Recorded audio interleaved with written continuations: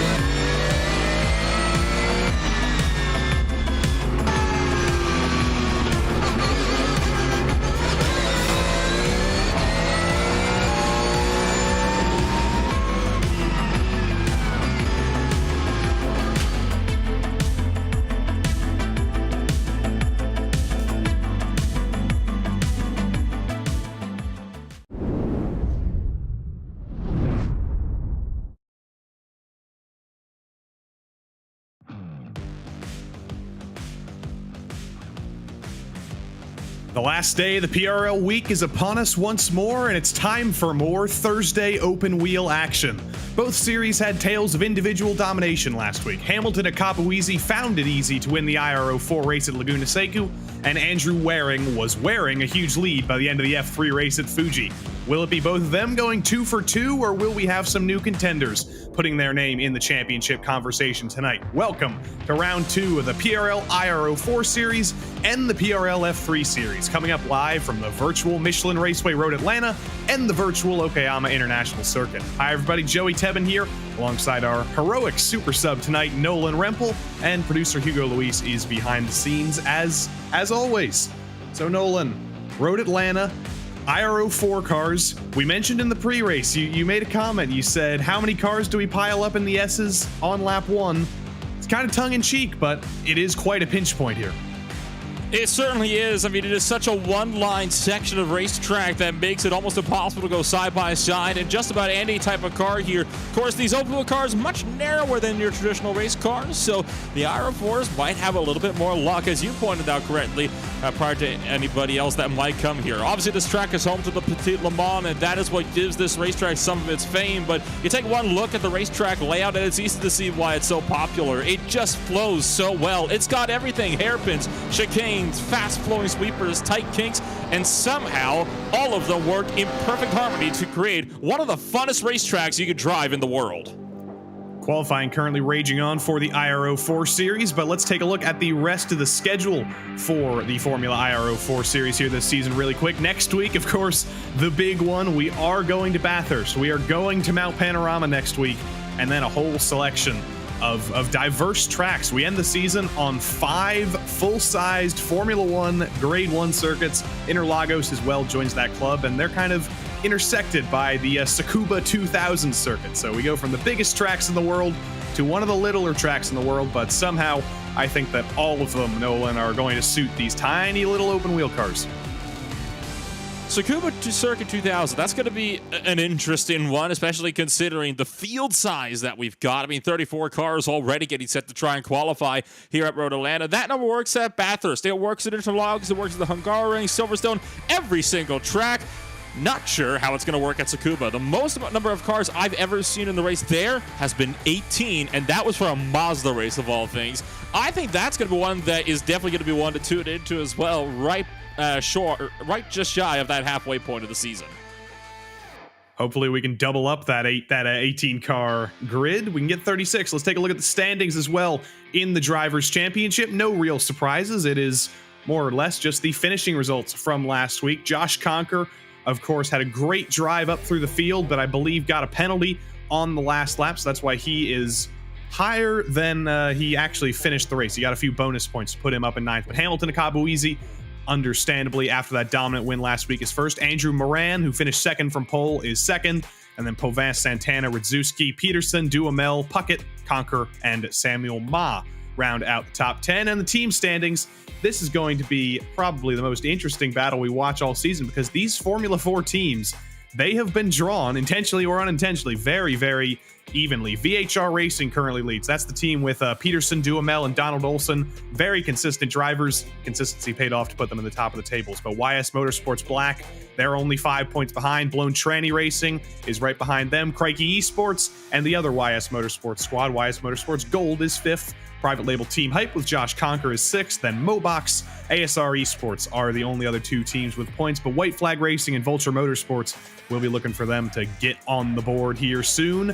But before we can cut into qualifying, we of course have to thank all the people who make every single Precision Racing League broadcast possible this season and every season. Of course, VCO, the virtual competition organization, helping us out here at RaceSpotTV and helping make every single Precision Racing League broadcast possible this season and every season.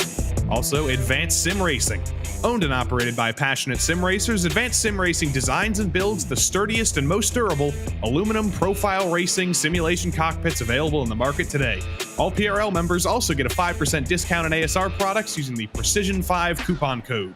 This coverage is brought to you by Racebox Sim Racing as well. Racebox offers mid and high-end button boxes for sim racing enthusiasts, from the casual gamer up to the most meticulous sim racing driver.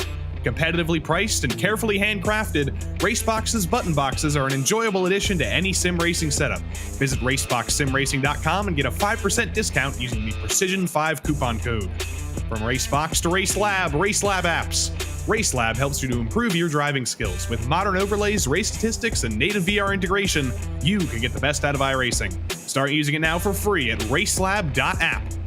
Also, the Butt Kicker.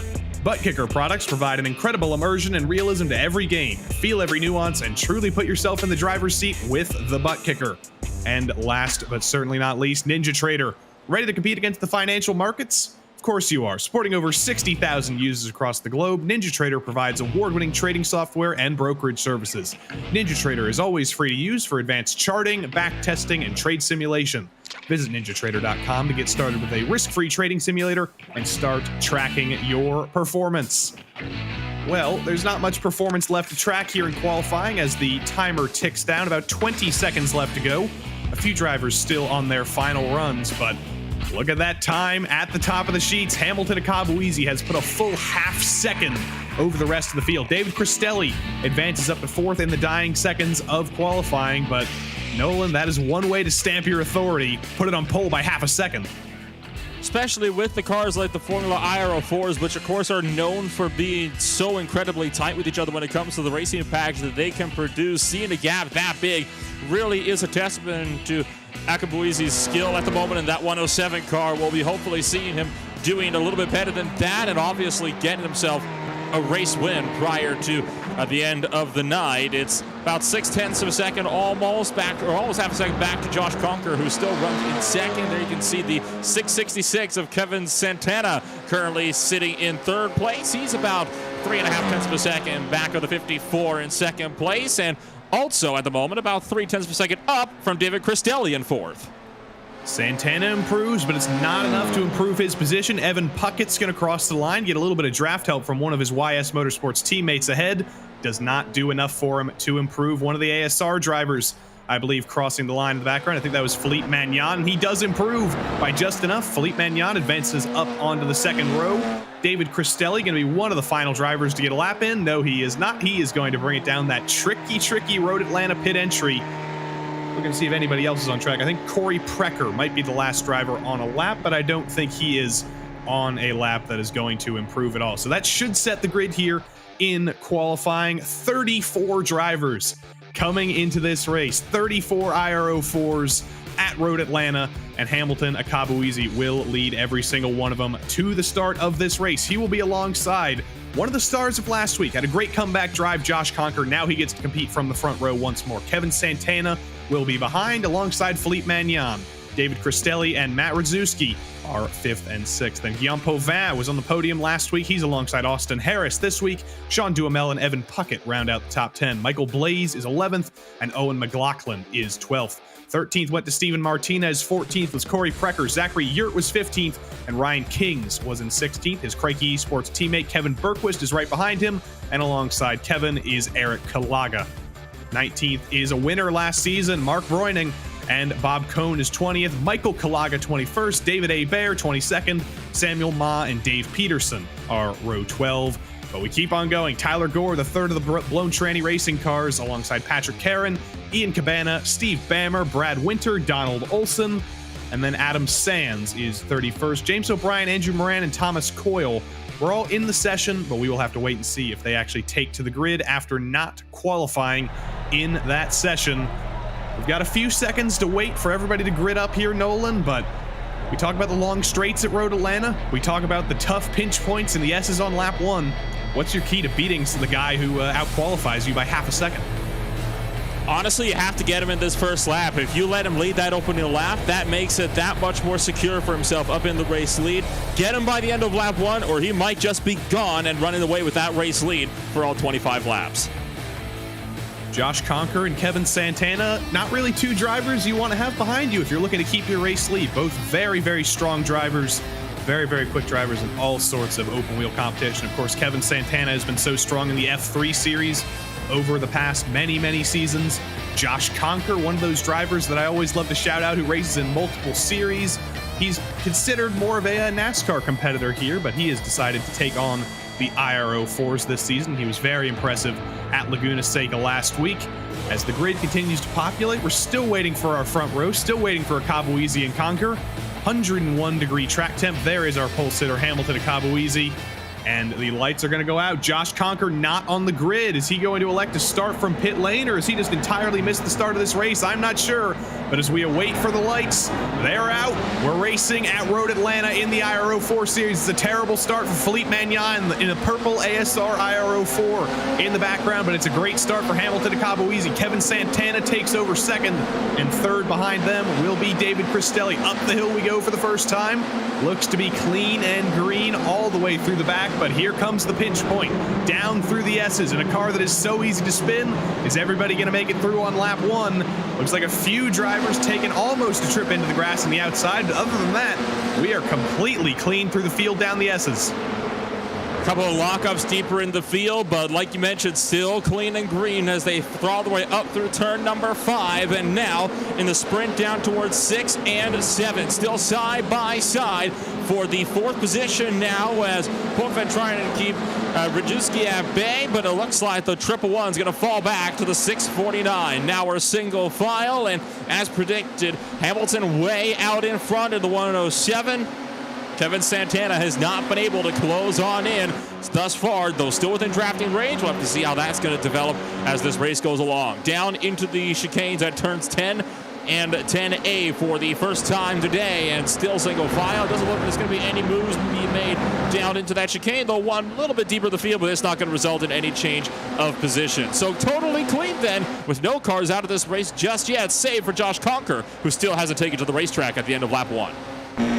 Josh Conker elected to not take to the grid. I don't know if that was intentional. I don't know if he had some sort of technical issue, but unfortunately the driver who qualified in the front row is not currently with us in the session. A few of those drivers who did not qualify, like James O'Brien, Adam Sands did qualify rather, but James O'Brien, they did join the back of the field.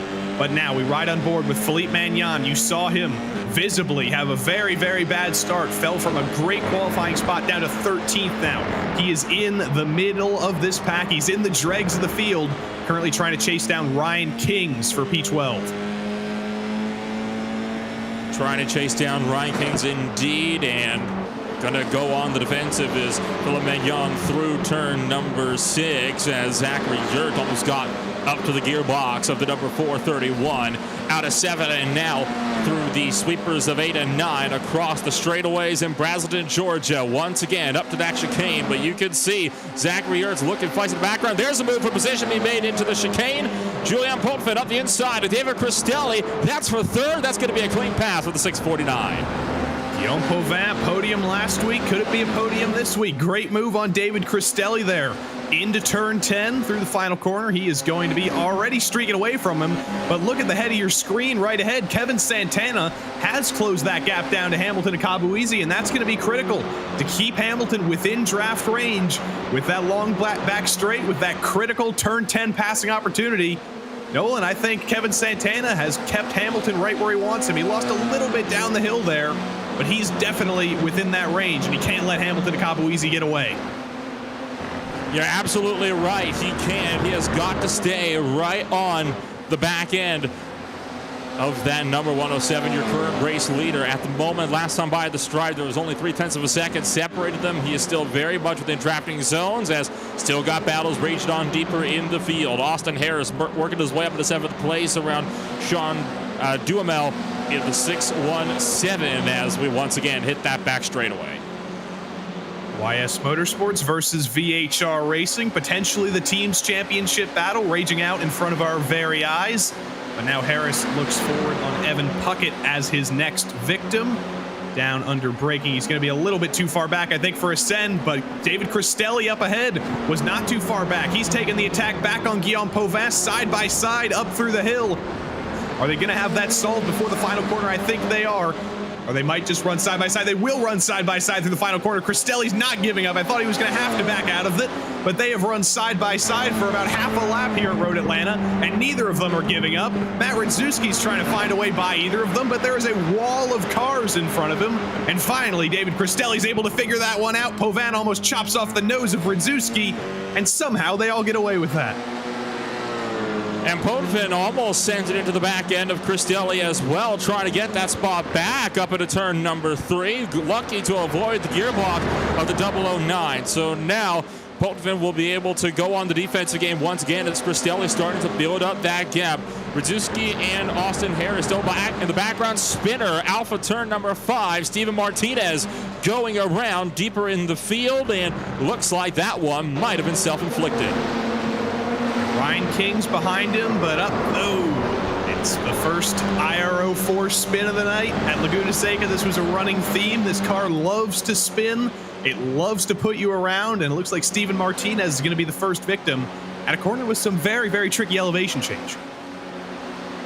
Not terribly surprised there in that one, as that is one of the easiest corners to spin off of, and I think everybody that's raced here has spun off of that corner at least once, either from the momentum on the inside or taking too much curbing on the outside. Almost double file deeper into the turn 10 chicane as we continue to observe some of these battles. These are all going on for 18th on back to about the 23rd place. Oh, spin! Radzewski loses it on entry to turn 1. That looked like before he even turned in, that car was having an oversteer somehow, but Radzewski is the next victim, and he is going to have to wait for the entire field to go by. He finally finds a gap, barely, and he almost collects a few drivers. I think that was Corin right behind who wasn't able to avoid, or Karen rather. Let's ride on board in the initial accident with Radzewski, and he clipped the grass. He clipped the grass on the outside there. He was waiting for a gap, and I don't think there was a gap there. I think that was Donald Olson who ended up on the scene, and Olson just had to spear it off the track to avoid Radzewski. In fact, it was Donald Olson who went spearing off the track, and he actually made significant contact with the tire barriers as well, so that's likely going to be a night over then for Olson, unfortunately, depending on how much damage is on that machine. Hopefully it's not too bad. Would hate to see a driver eliminated so early on just the 5th lap of this race. There'll be a look here down to the turn number 5, potentially between Zachary Yurt and Ryan Kings. Yes, there will. Yurt lunging for the inside line, and that is going to be a spot made up for now the top 10 as Zachary Yurt is up in the 10th place. Yurt now setting his sights forward a little bit further forward to Corey Precker, who is 3.5 seconds up the road. So he's got a lot of work if he wants to advance his way forward into the top 10, but he's got 2 heavy hitters behind him. Ryan Kings is going to want to get that position back. Fleet Magnan as well. We know he has much, much more pace in this car than just running in 12th. He qualified in the 2nd row of the grid. This is a driver to watch as somebody to make his way through the field. But Ryan King's not an easy driver to get by. We always see him in the MX5 Cup Series on Monday here on RaceSpot. Of course, he did race in this series last season as well. It just wasn't broadcasted. But now we're seeing his F4 exploits on our screen for the first time. and he has a mirror full of Philippe Magnan. But let's watch what happened to Donald Olson again. Great reaction time. Unfortunately, the runoff at Road Atlanta just isn't that wide. And unfortunately, these cars are not meant for such quick flicks like that. You really do have to kind of finesse these cars when you're going around these corners. They aren't like, some of the other open wheel cars where you see like the F3s and in fact stuff like, the Indy cars and the F1 cars. You really have to cradle these cars around with how easy it is to go around them. Those wings don't provide the most amount of rear end downforce, and you definitely see Donald Olson struggling with that there. Philippe Magnan still running in behind as we fire it down into the turn 10 chicane. In a train with Ryan. Oh, big crash up the Sean road. Duhamel. Sean Duhamel was parked on the apex. I think he was trying to get out of the way, but I think he just made a much bigger roadblock, and there is a parking lot down at turn 10. It was 3 wide with Sean Duhamel and Michael Blaze. They all get turned around. Duhamel finds himself parked in the middle of the track, and then he drives onto the apex and collects Zachary Yurt. That was not a good way to rejoin the racetrack. That was just unfortunate there for Sean Duhamel. As you mentioned, 3 wide into turn 10. It just doesn't work with open wheel cars. I think he tried to get off the track, but honestly, he probably would have been safer to just stay where he was. As now Tyler Gore has had problems. That's up at turn, I believe it's going to be turn 4. Might be just after turn 3, and it is just after turn 3. There's a second car off. He's going to go hard into the tie barriers and lose it. I think that might have been Michael Blaze that we saw on the inside as well. Yeah, Michael Blaze was just kind of hanging out in the runoff there. I don't know what happened to him, but we will get an answer to that question right now.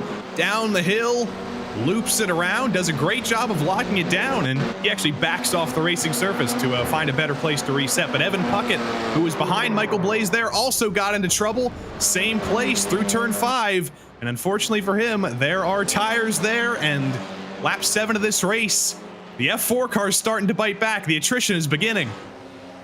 It takes those first couple of laps just to get yourself sorted, but at that point, the field starts to spread out. You're a lot more confident, and that's when you start to, throw the car in a little bit harder, make moves that you might not otherwise make in the first couple laps of this race, and that is where the mistakes come in. Presently, there is now just 28 cars left on the lead lap, and in fact, we're going to make that 27 at the end of this lap as Duhamel is also in pit road as of right now, and you've still got a lot of the drivers struggling with each other here as trouble for Ryan Kings now, and heads up, here goes another, and that is Michael Blaze again going around as a lot of the drivers still struggling early on here from Road Atlanta. I think Michael Blaze is running into the endless tire cycle, unfortunately. Let's watch what happened to Ryan Kings. That curb on the outside of turn 1 at Road Atlanta. I can speak from personal experience. I don't know how many times I've hit that curb in practice. It is just an instant spin ticket.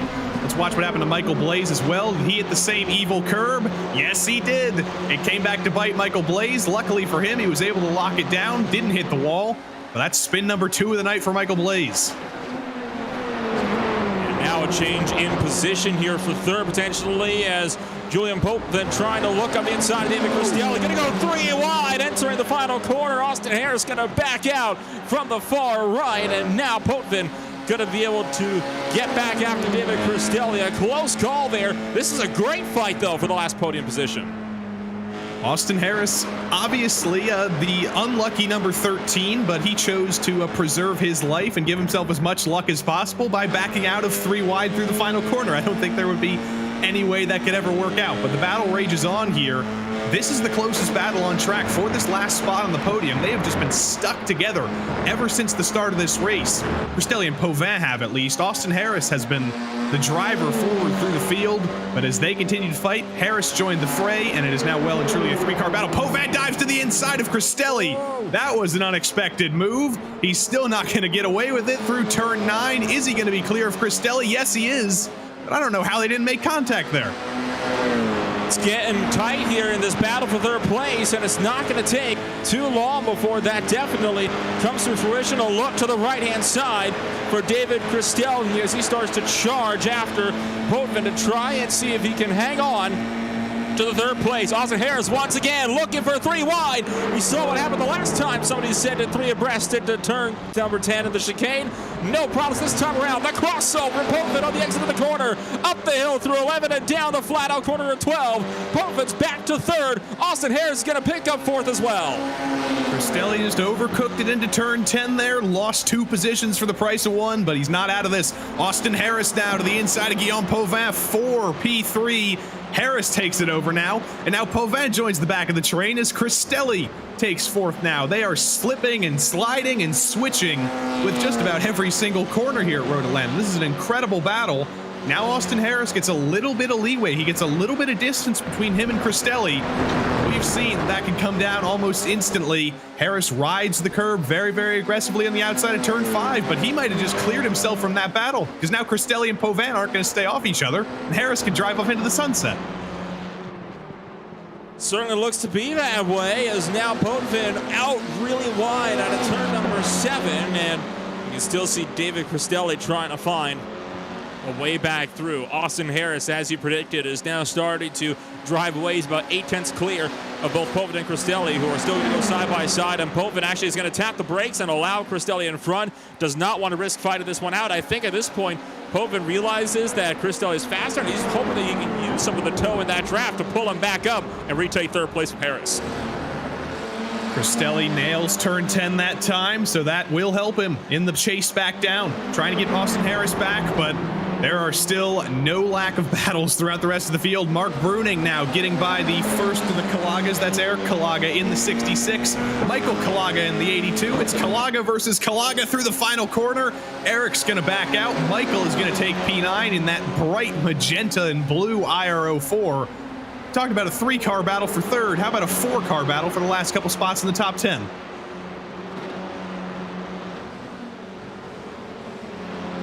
And down through turn 3 into the SS. It's a train of 4, 8th, 9th, 10th, and 11th, all in a line with Marcelius Bruning currently leading the way from Kulaga, Eric Kulaga, both of them, and then Owen McLaughlin right behind them as well, trying to break his way up into the top 10. And so far, more trouble for Pace just up the road there, the number 100 car. Same spot yet again and this is going to be an unfortunate incident here. Michael Way is going to finally retire that car into pit road, and it was actually contact with the 502 this time. Brad Winter thought it might have been another little incident, but apparently not, as that was full-on contact, and it looked like Winter just pushed wide into him. It looks like Brad Winter panicked. He locked up on the inside, and Michael Blaze had nowhere to go. The rear suspension gets clobbered, and he is not even able to drive it out of the grass. And after 3 incidents, 2 of them were spins. 1 of them, he finally gets taken out by another driver. Let's take a look at another angle here. That's Brad Winter in the 502 on the inside.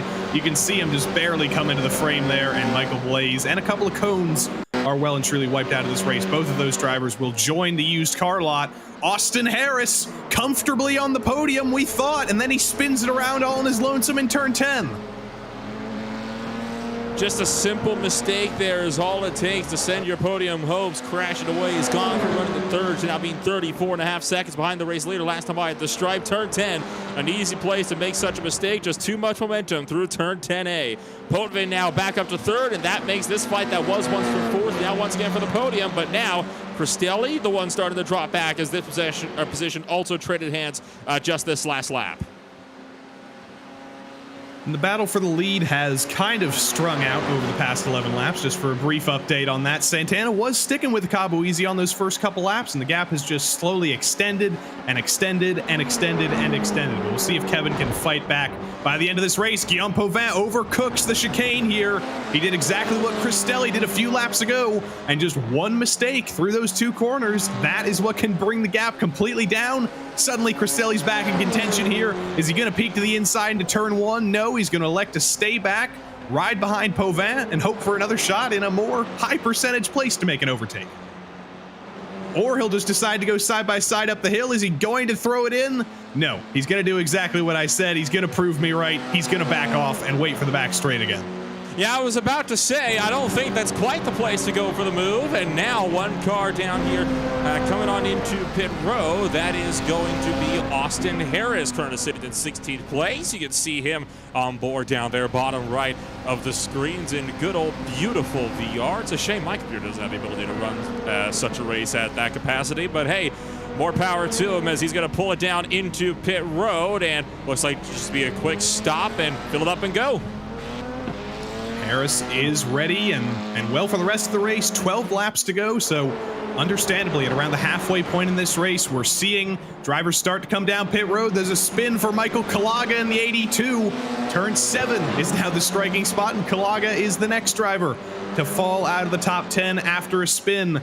But the battle rages on here. David Hebert and Dave Peterson. Which Dave is going to come out on top into turn 10 is Owen McLaughlin, or Ridzuski and Hebert, rather. Dave Peterson is the driver ahead of them. Ridzuski, of course, trying to drive his way back forward through the field. He was in contention for the podium earlier. He's going to stick behind David Hebert. He's going to stick behind in this train here. We'll see if he elects to bring it down pit road this time. Maybe get out of traffic. No, he's going to keep extending this for as long as he can.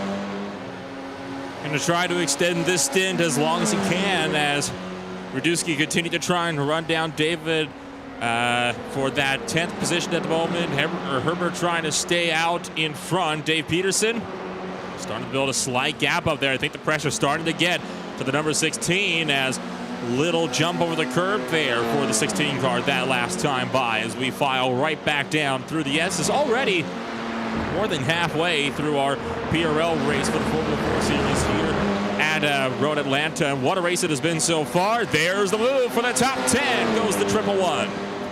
Here comes Matt Ridzuski to the inside of Hebert, and David Hebert, as he frequently does, he backs out of the move. He knows Ridzuski is just that little bit quicker right now, and David Hebert is a driver who thinks about the long game. He thinks about the long run. He thinks about finishing races, so he backs out of that move, lets Ridzuski get ahead, but let's see if he decides to fight back. He is going to get the run down the back straight. He's going to pull to the outside, though, into turn 10. It's going to be a tough move to go around the outside. It's going to be tough to outbrake Matt Ridzuski. Let's see what happens down under braking into turn 10. Hebert tries to outbrake him, but I think he just backs out of it, gets back in line again. Matt Ridzuski comfortably up into the top 10 now, and he sets his sights forward on Dave Peterson, who's right ahead there in 9th in that VHR racing car.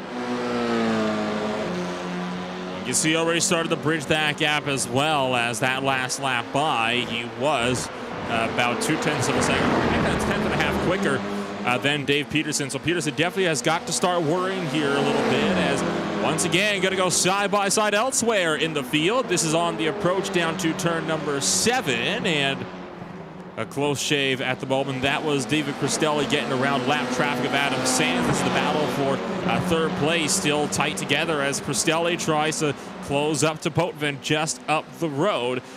And only a few tenths separated them for the time being. You know that this battle is going to come to a head here before long as well. I thought that these two continuing to fight would bring Corey Precker into this battle as well, but they've separated out a little bit. They've been keeping up the pace. They've been pulling that gap from Precker, and it's expanded from about a 3-second gap earlier to now north of 5 seconds between 4th and 5th. So Corey Precker's got a little bit more work to do if he wants to fight for this podium, but after a DNF last week, I'm sure he'll be very happy with a top 5 either way. Potvin almost clips the grass on the outside of the final corner. He is certainly pushing. He might have half a second over Cristelli. He might have the pace right now, but Potvin is giving it 100%, and Cristelli is really putting on the pressure. Down the hill we go again. Very, very loose at the rear of both of those cars, just extending the limits of this downforce. But there's a reason they're both still on track here fighting for this podium. I think they both well and truly know these limits. They very much do. The more you run up at the front and the more laps you put down, the more you obviously will know about this car and how it's going to run. It's been a very solid run for both these drivers so far. They've been one of the few guys in the front grouping here that have been able to keep it out of trouble. And well, speaking of keeping it out of trouble, one driver not doing that terribly well at the moment has just gone off, and that is Patrick Carone. And as a matter of fact, Michael Kulaga. Both of these drivers going off between turns 1 and 2, so potential contact between the both of them. Looks like Kulaga's all by himself, though. He's going to clip that dreaded curb, and nowhere at all for Patrick Carone to go, and that just broke the suspension immediately on the 89. That turn one curb is just, it is the worst curb, and there might be worse curbs on iRacing, but I can't think of one. That is just evil, and Patrick Carron, nowhere to go whatsoever. It's so high speed, it's almost blind at that point through turn 1, and 2 drivers erased from this race once more, and the top 10 is whittled down once more. Here we ride on board with Patrick. There's nothing he could do. He had to make a split-second decision to try and get around the spinning car, and unfortunately, both places he would have gone, there was still a car there in front of him.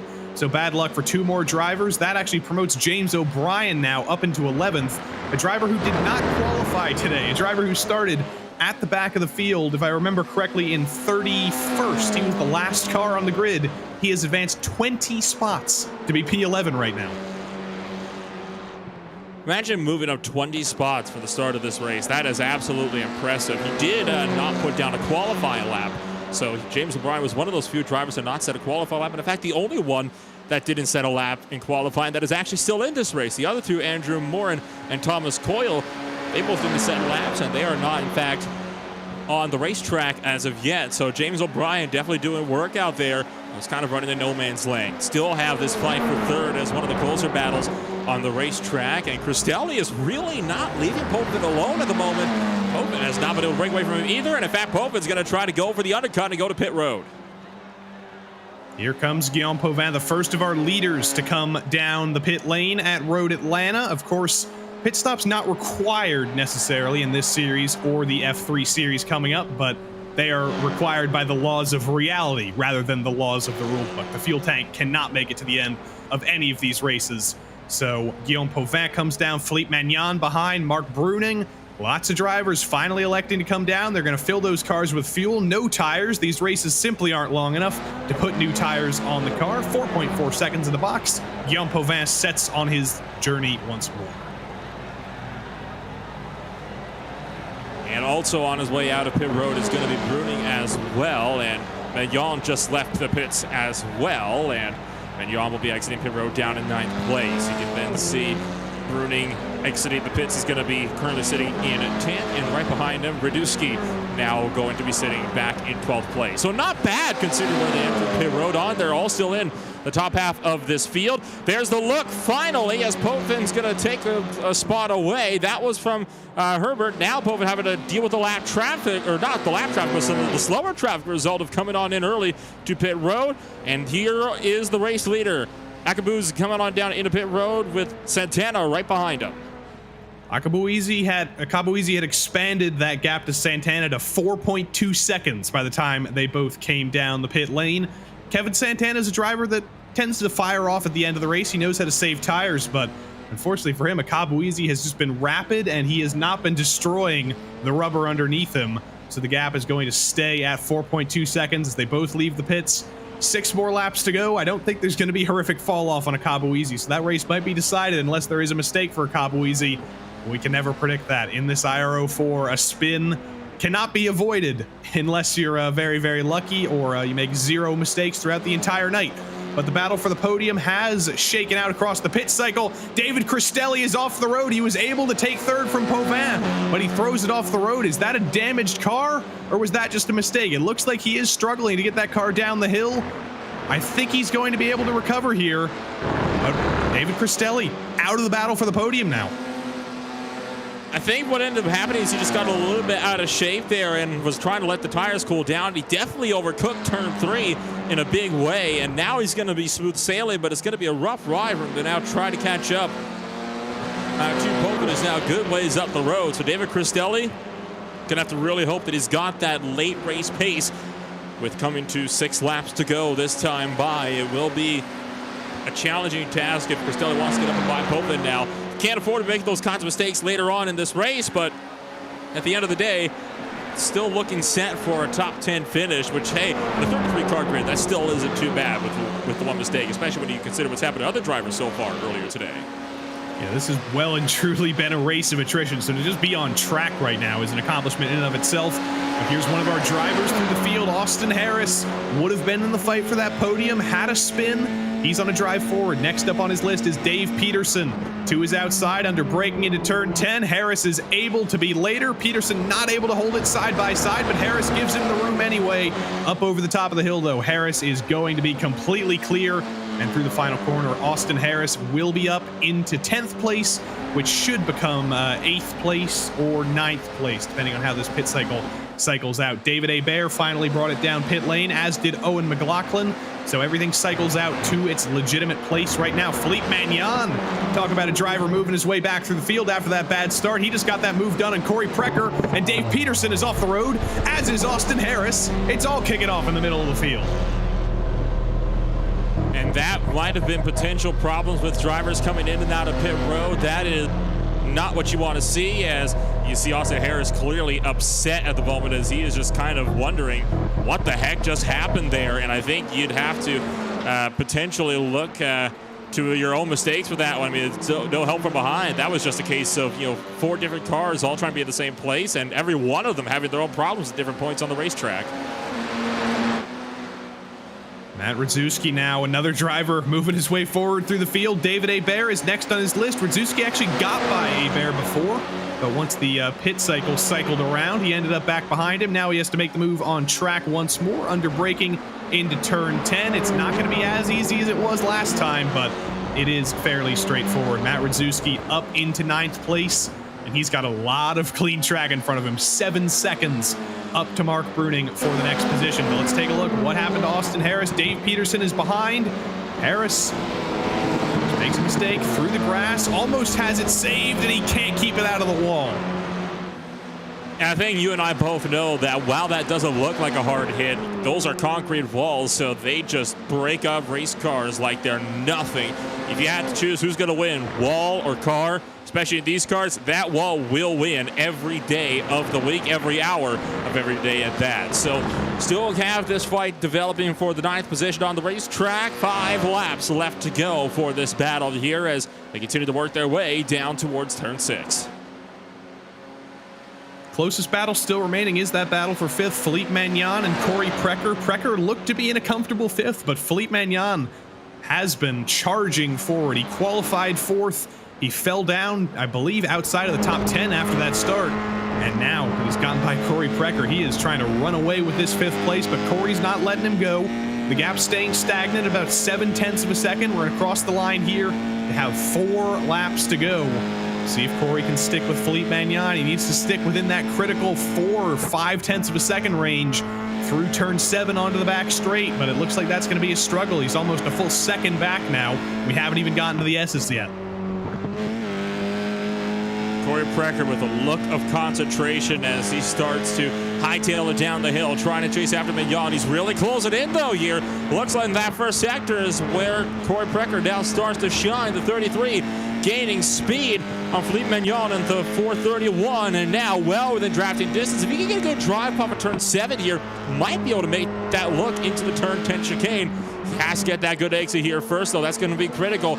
Earlier apex than Magnan did, but that's also going to allow him to track out that a little bit earlier. What do you think? You think we're about to see a move here? Good question, but Philippe Magnan is under Precker pressure. Say that 15 times fast. Precker pressure, Precker pressure, pressure. I can't do it, but Philippe Magnan is certainly feeling it right now. Down into turn 10. He has gotten within about half a second, so he's done a great job here of sticking with Philippe Magnan, but he is just critically a little bit too far back. He's going to have 3 more laps to go at the line. He's much, much closer this time if he is as good on this next lap as he was in the previous lap. Let's see, Corey Precker can get back up into the top 5 here. He's all over the back of Magnan. There's the look, going to be down in the turn number 1. That's a risky place to go for, but he's going to make it nonetheless. Will Magnan try to go for the switchback up into 2? No, it won't. Corey Precker making the decisive move to put himself up into 5th place in his Wise Motorsports number 33. Great move there from Precker. Still unfazed, even as he breaks up into the top 5, and now he's going to get set to try to hopefully see if he can't run down David Cristelli. Although since Cristelli is several seconds up the road and there's only 4 laps left, make that 3 laps left to go, I don't think he's going to get there unless Cristelli makes another catastrophic error. Through turn 7 once more, Philippe Magnan finds himself on offense here. The Precker pressure jokes, the opportunities are endless. I'm glad I finally discovered this. Like Billy Joel said, I think Philippe Magnan is going to have to deal with Precker. He's going to peek to the inside here. He is within that draft range. Philippe Magnan on the attack back on Precker. Under braking to turn 10. Magnan is later. Is he going to be able to get it stopped? Yes, he is. The switchback from Precker, though, is going to keep him within touching distance. 2 laps to go. Both of these drivers fighting tooth and nail for this top 5. There's going to be a lap car in front of him. I believe that is Adam Sands. He is going to back out of the way here, as he has done a few times in this race. He's been very respectful of these battles for the lead. But here comes Corey Precker again, all over the back of Magnan. He's been very, very good down the hill here through the S's. Magnan's under pressure. Down the hill, and now it's Precker that's starting to lose some ground with 2 to go. He got a little bit offline, it looked like, for turn number 3, missed the apex, but that is going to be enough to just kill your momentum the entire way down the hill.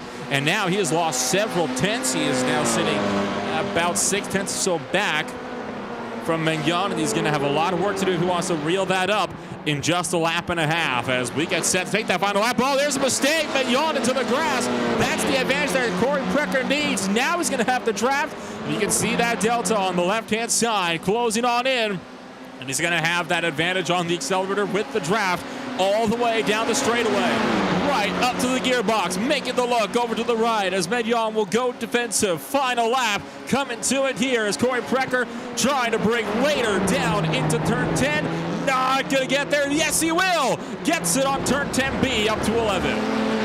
Great move by Corey Precker. He's going to take the white flag in this battle for 5th. Hamilton to Kabuizi about 36 seconds ago took the white flag. He has extended this lead massively over Kevin Santana. I think Kevin might have had a mistake that we missed, but it didn't really matter because he had such a lead back to Guillaume Pauvin that losing 10 seconds to Kabuizi still meant that his 10th or his first place, Hamilton's first place, Kevin's second place, were both completely solidified there. But the battle rages on here. It's not over. In this battle for 5th, Philippe Magnan is not done with Corey Precker. Corey Precker is not done with Philippe Magnan through turn 5 for the final time. And Precker loses it. Precker loses it on the curb. He's going to keep it out of the wall, which is an accomplishment in and of itself. I think he has enough time back to Owen McLaughlin to be able to recover this, to be able to stay in 6th. Not quite. Owen McLaughlin's going to get by, but dominant at the front of the field 2 weeks in a row. Hamilton at Kabuizi wins in the IRO 4 series, dominates Road Atlanta. He was completely untouchable tonight. Kevin Santana in the background is going to bring it home in 2nd place. And Guillaume Pauvin, once he makes it to the line, that is going to be 2 podiums in a row for Guillaume. We look back to Corey Precker after that spin. He did lose a spot to McLaughlin. He did lose a spot to Mark Bruning. He's going to come home in 8th place likely. Matt Radzewski still there within a second, but unless Corey does something very, very dastardly down here in turn 10, I don't think Matt is going to have a shot. Under braking, straightforward stuff for Corey Precker on the final lap here. Bad luck, not bad luck, just a mistake under pressure on the final lap.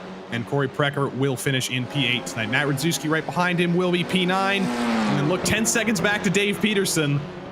I think Mark Bruning might have gotten a penalty. Somebody got a penalty up in the top 10, I believe, because McLaughlin's advanced up to 6th, actually. I thought he was 7th. I don't know. We'll have to diagnose that later, but that was certainly a race of attrition, Nolan. I can't even count how many drivers ended up in the wall tonight, but the best driver won it, just like he did last week. It was a number. I guess we can leave it at that. It was at least 19 because that's how many, or it was at least more than 19 because that's how many drivers finished on the lead, or finished the race in general. It was about 17 cars there. So it was really a attrition field, especially in that first portion of this race as we look to the results. Hamilton to Kabuizi, as said, was your victor over Kevin Santana, and Guillaume Pauvin was on the podium for the 2nd week in a row. Cristelli ended up in 4th, and Philippe Magnan won that battle with Corey Precker for that last spot in the top 5. Owen McLaughlin kept it clean for 6th. Mark Bruning was 7th, and Corey Precker unfortunately spun down to 8th. Matt Radzewski and Dave Peterson were the last 2 drivers in the top 10. James O'Brien made up 20 spots after not qualifying to finish 11th, and Tyler Gore was 12th. Samuel Ma and Steven Martinez were the last drivers on the lead lap. Ian Cabana, Steve Bammer, and Adam Sands both brought it to the end of the race. They were 1 lap down each, though. And we already get down to the used car lot of drivers who ended up with destroyed IRO 4s tonight. David Hebert, Austin Harris, Michael Kalaga. 21st was Patrick Karen, who had nowhere to go in that Michael Blaze spin. Eric Kalaga was 22nd, Brad Winter 23rd, and Michael Blaze was 24th. It was not Michael Blaze, who spun in front of Patrick Carron, forgive me there. Ryan Kings was 25th. Evan Puckett, Bob Cohn, Sean Duhamel, Zachary Yurt, Kevin Berquist, and Donald Olson were the 31 drivers who took the grid tonight. And quite a few of them, unfortunately, did not make it to the end. But for the second week in a row, the driver who did make it to the end, the driver who made it to the end in first, Hamilton Akabueezi, 16-second gap at the end. That was a pretty comfortable race at Road Atlanta. Yeah, that was a ton of fun. Road Atlanta is probably my favorite track on the sim, so I really enjoyed it. But I have no idea what happened to Conquer or Moran where they were, because that really sucks. But yeah, pretty good race though overall. Yeah, your guess is as good as ours. We don't know where they ended up either. Josh Conquer didn't show up on the grid. Moran didn't qualify, but either way, you fought back against Kevin Santana. It looked like he was going to keep you company there on those opening laps. We'll be talking to Kevin next, but what was that like battling with him for just a little bit before you streaked away from him? It was nice. It's really dangerous to push at this track, especially with how hot the track is. So just really trying to keep the gap the same, but I wasn't too focused on pulling away. We saw this track bite a lot of drivers tonight. We saw a lot of attrition, and what better place to go after a race with lots of attrition than Bathurst next week? How are you looking forward to that? It'll be fun. It'll be great. Hopefully we can keep it clean on the start up the hill. But yeah, just trying to survive and at least stay near the front. Well, we wish you good luck, and we look forward to seeing all of these IRO4 cars at Bathurst next week. Congrats on the win tonight, and yeah, we'll see you next week. Thanks. Hamilton Akabueezi of New Jersey. Always happy to see a New Jerseyan represented in victory lane, but second place, Kevin Santana is with Nolan. Indeed he is, and well, Kevin, it was quite the hard-fought battle initially for you for that second position, but you managed to run away with that one in style and didn't have a whole lot of competition there towards the end of this race. Why don't you walk us through those 25 laps for you? I had nothing for Hamilton, so I just figured I'd just take my time and gap as much as I could behind me. So you look at Road Atlanta as a whole, there was obviously quite a bit of attrition deeper in the field, but you yourself had a pretty calm race overall. Why don't you walk us through how you were able to overcome such a challenging racetrack? Yeah, it wasn't that calm a race. Well, in comparison to the drivers that didn't end up finishing overall. Well, I got bored 3 laps from the end, decided to loop the car around coming out of 5. Fair enough. Well, if you get bored, hey, if you got the time to spare, you may as well. But hey, I mean, you still had yourself overall a decent race, taking home that second place. How do you reckon this might shake things up for you? Do you reckon you'll be able to move up in the championship standings with the momentum into the next races here? Yeah, I don't know. Mount Panorama's next. It's going to be a tough one. It's going to be a tough race indeed, but hopefully you'll be able to overcome the challenges there as well and potentially go one better, potentially for a win over in Bathurst. Before I let you go then here, Kevin, anybody you'd like to shout out before we let things go? I thank my wife for putting up with me doing this and tell my daughter it's time for bed. Thank the people who count. Thanks for joining us here tonight, Kevin. Best of luck next week. Thank you. How's Kevin Santana joining us here from the second position, and what a race it was for him, and I believe that will then just leave our third place finisher here, Corey Precker. Our eighth place finisher, unfortunately. Corey Precker is here with us. Corey, that was a heck of a battle you had going there with Philippe Magnan, but that darn turn 5 curb struck you. Yeah, that was... I need to calm down when I get into these stressful last lap situations. Just bring the car home. I should have just taken 6th place, if anything. But overall, 8th place I don't think is that bad of a result. And you brought it home at least, so that's an advancement from last week's race, I'm sure. But next week, I talked to Hamilton about this. We talked to Kevin about this. I'm sure everybody's thinking about it. Bathurst next week. It is going to be tough. Everybody is a little bit scared about it. Are you with them, or are you confident? I'm excited just because I like to try to drive a little safer sometimes. So If everyone could just wreck in front of me and I can part the seas like Noah's Ark, that would be great. Of course, you guys, YS Motorsports with the gold and the black teams, you guys are both in teams championship contention with VHR Racing and everybody else at the top of the table. It's kind of opened wide up because Hamilton Kapoeasy is unaffiliated. So still good points for the teams championship, and give a shout out to all those YS Motorsports guys. For sure, it's a good result for the team, and we just keep plugging away here. Still a long season ahead of us. We got 8 rounds left, so let's keep it going. We will keep it going indeed. Corey Precker, your 8th place finisher tonight, and it looks like that is going to round out the drivers we get to talk to tonight. Nolan, no Guillaume Pauvin this week. Maybe after he gets his 3rd podium next week, he'll talk to us.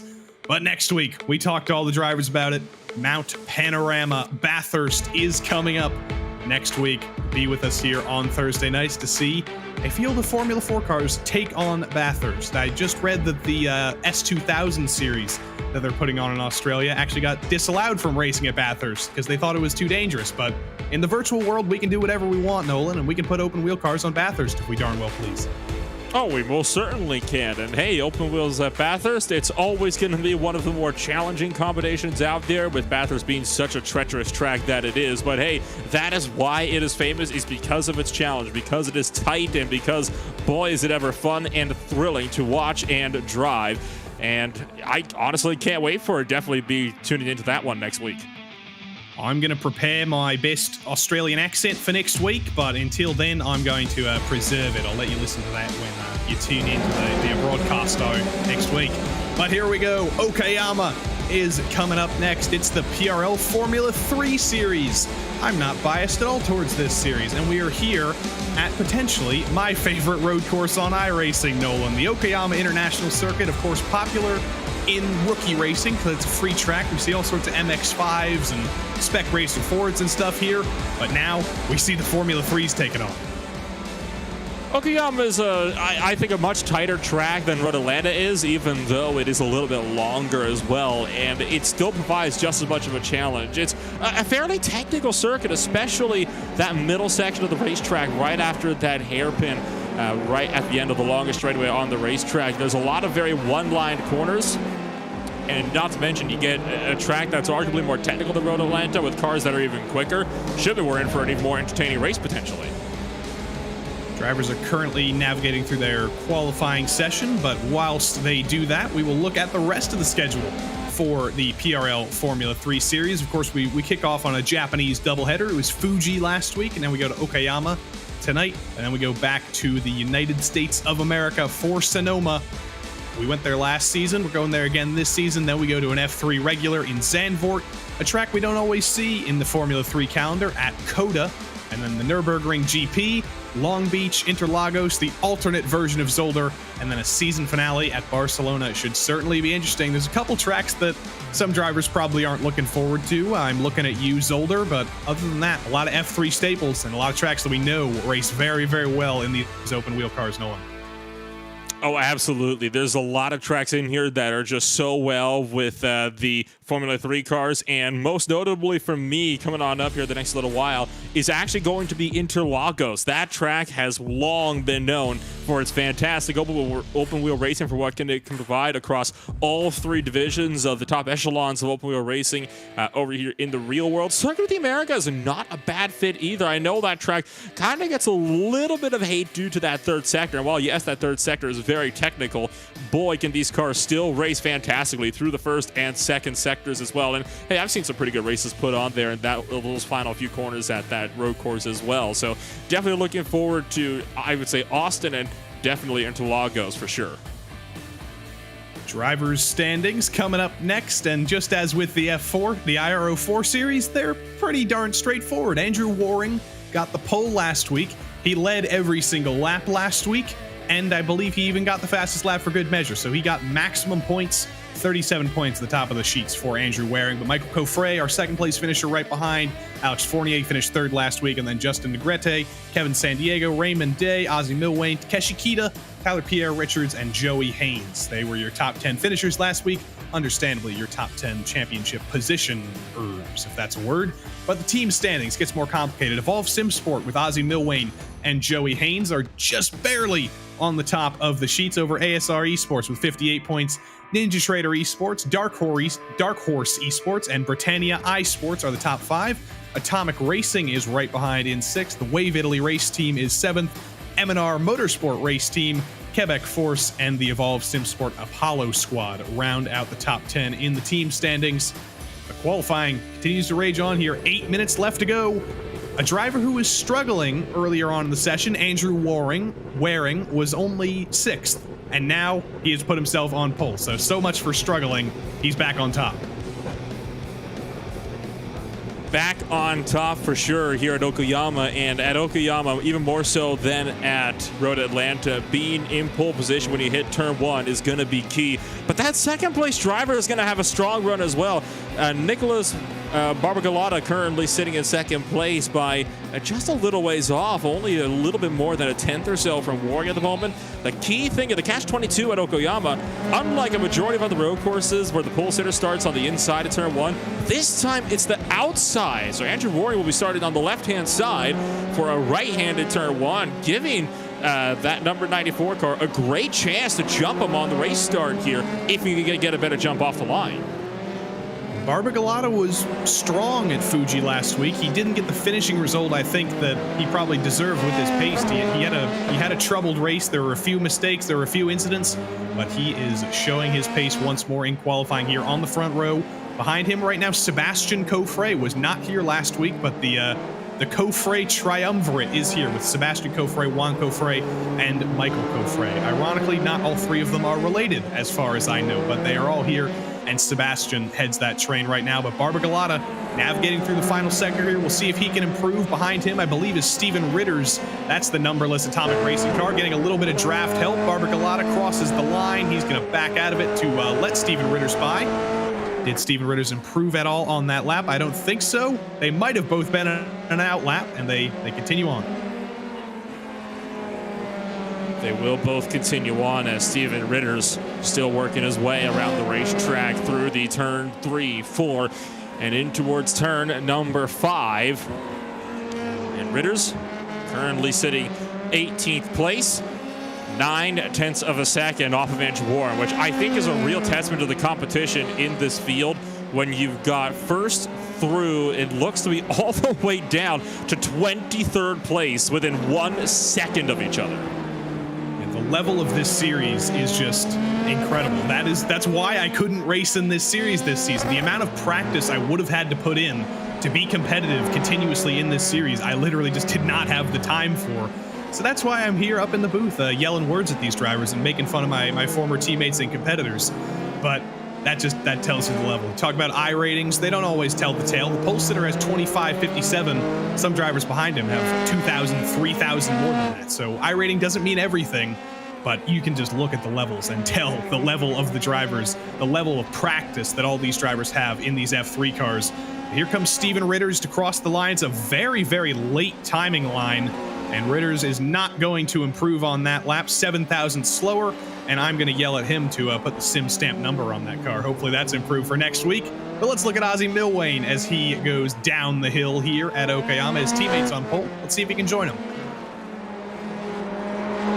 Ozzie Milwain power slide to the number 14 car out of that corner as we fire through the Piper section of the racetrack down into the double hairpins. First to the left and then to the right. Easy to loop the car on the right-hander hairpin as it finishes right over the crest of a hill. And sure enough, there it is. Power slide to that bank out a little more. I think that's going to cost him enough that this will not be an improvement, but he's still pushing like it would. His last lap time was a 125, implying it was an out lap.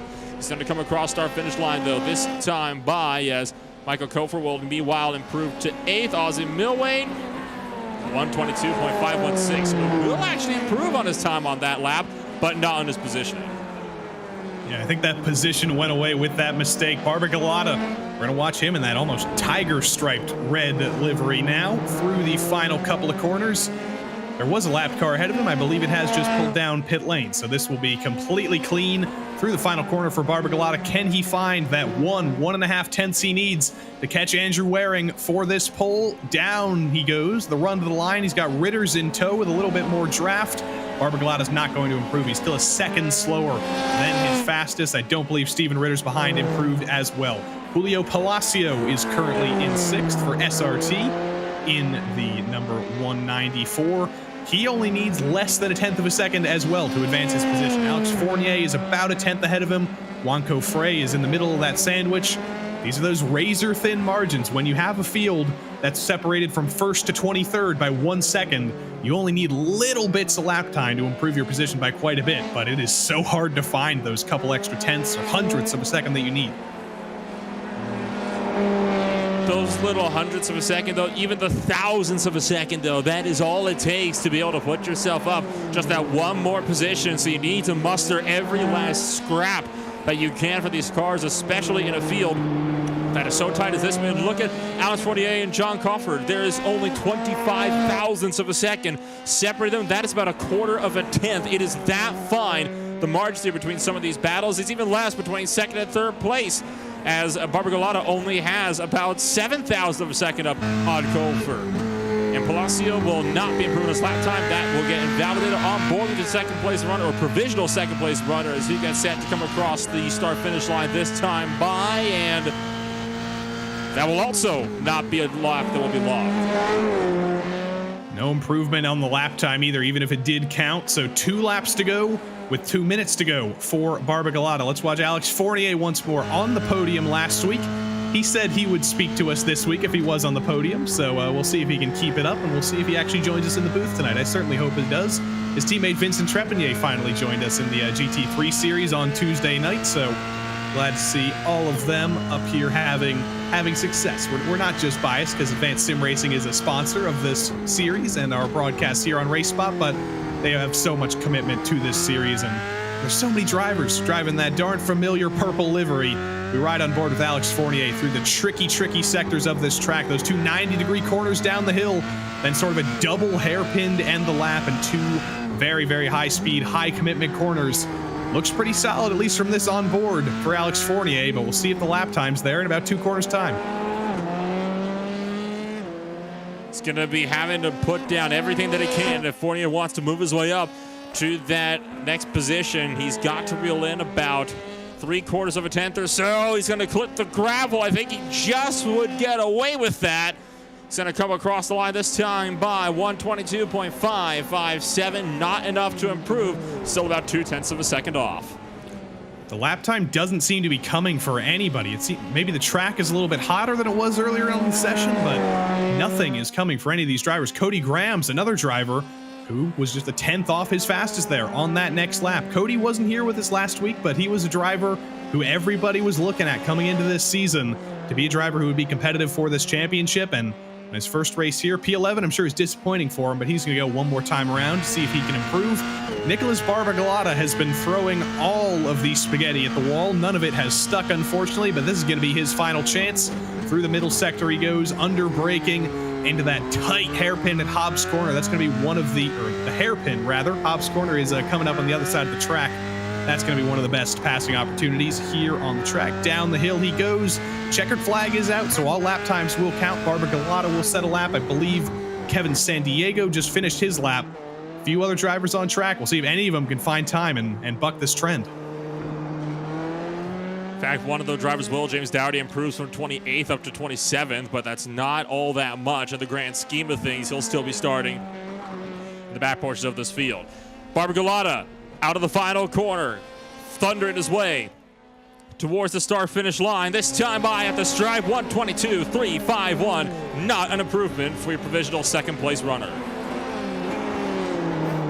James Mollaire, 2 more corners to go for him. He got a penalty last week, unfortunately, at Fuji for an unsafe pit entry. That's another thing that can bite here at Oklahoma. So I can guarantee you that Mr. Mollaire has been practicing his pit entry here in practice. Through the final corner, here he comes. currently running 10th, keeps it out of the gravel on the outside, but I think he knows that this lap is not going to be an improvement as he's going to pull off early.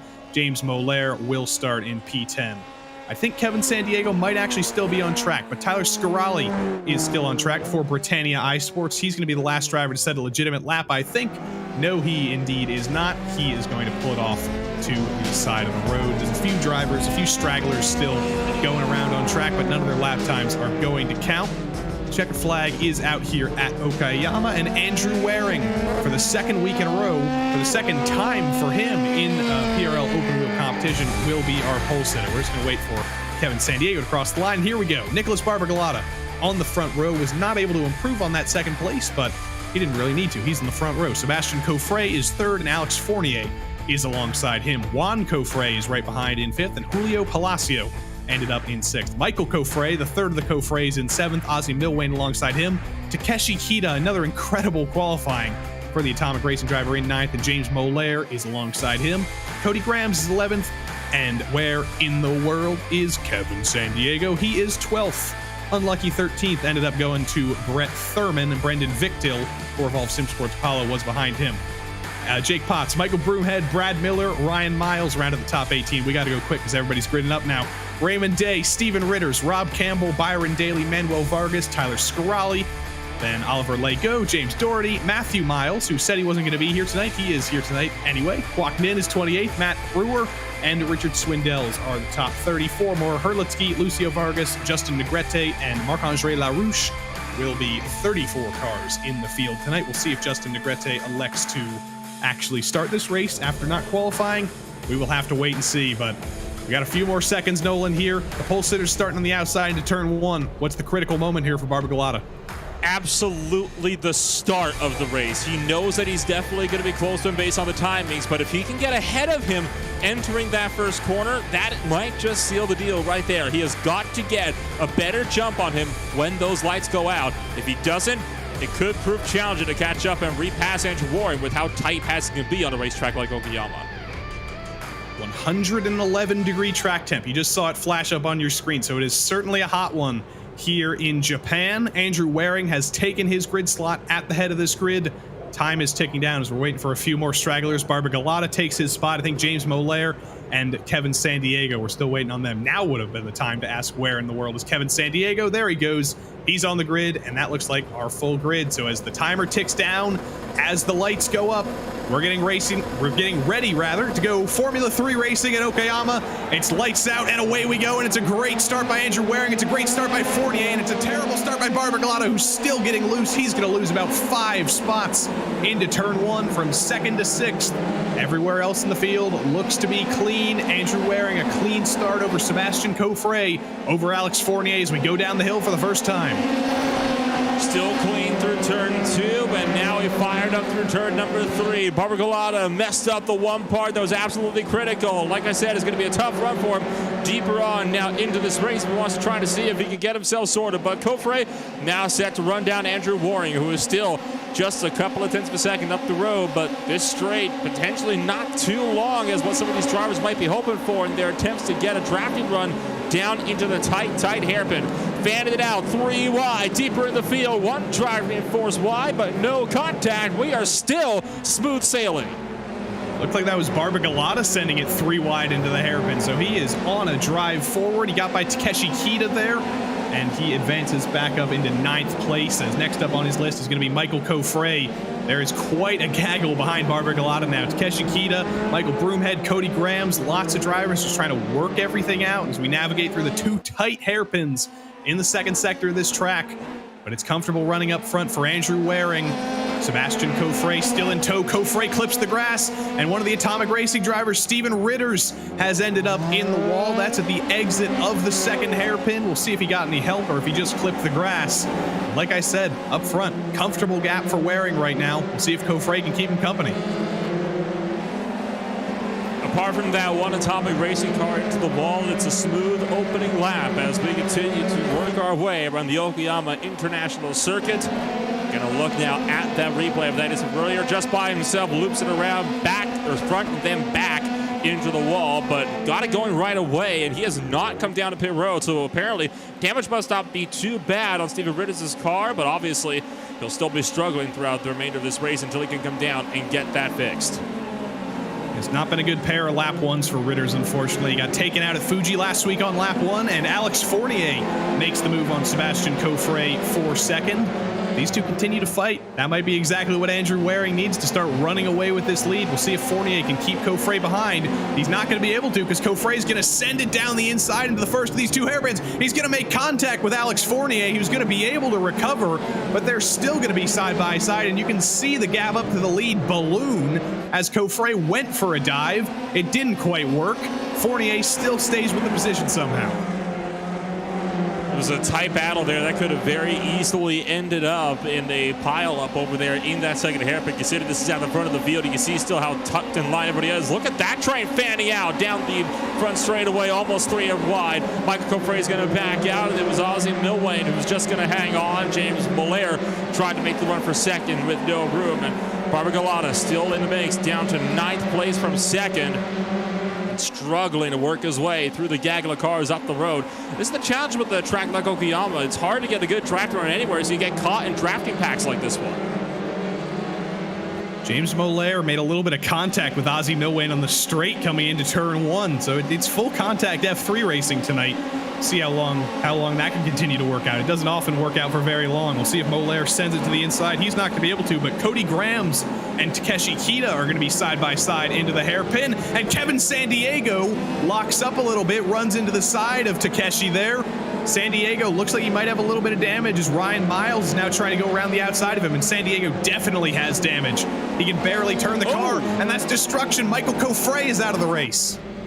That was a big hit as well. You saw a no front clip on the front of Michael Coffret's car as they still go side by side through the double hairpin section of the racetrack. Back up and over the hill as they try to keep it together.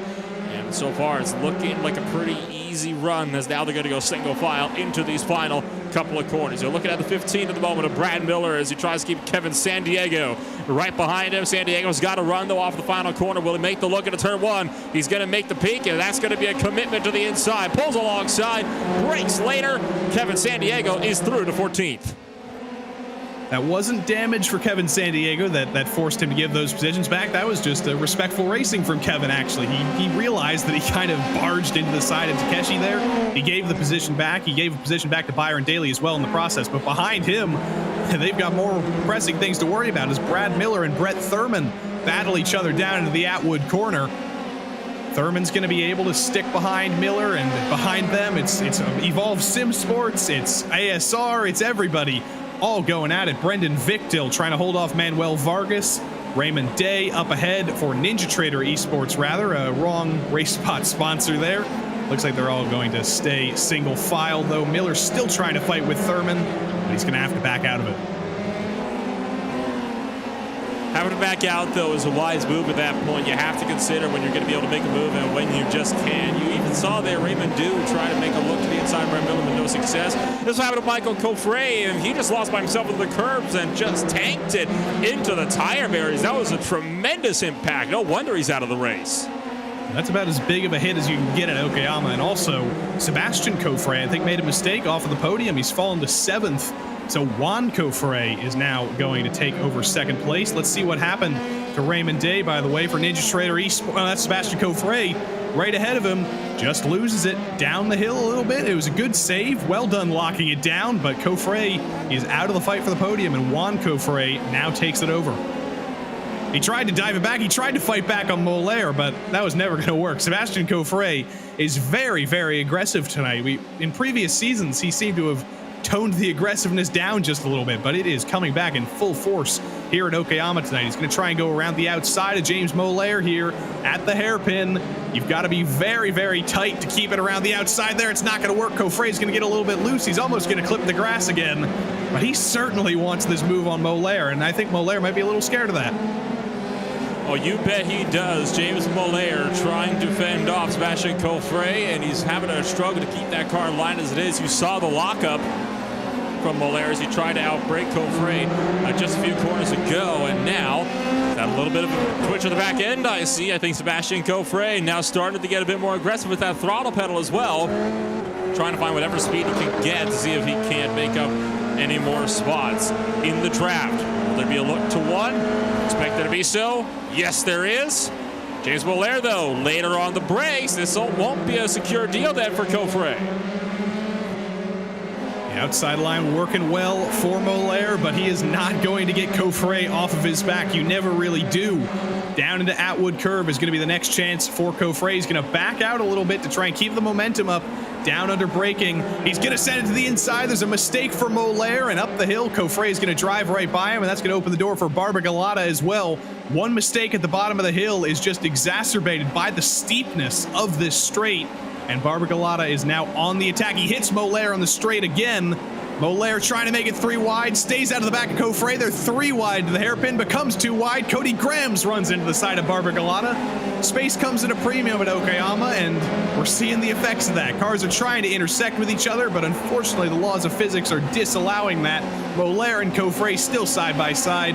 Mollaire loses the momentum, and he gets taken out. Coffre gets taken out by Mollaire. They make contact under braking into Redmond, and that was the way that battle looked like it might just end, and it did.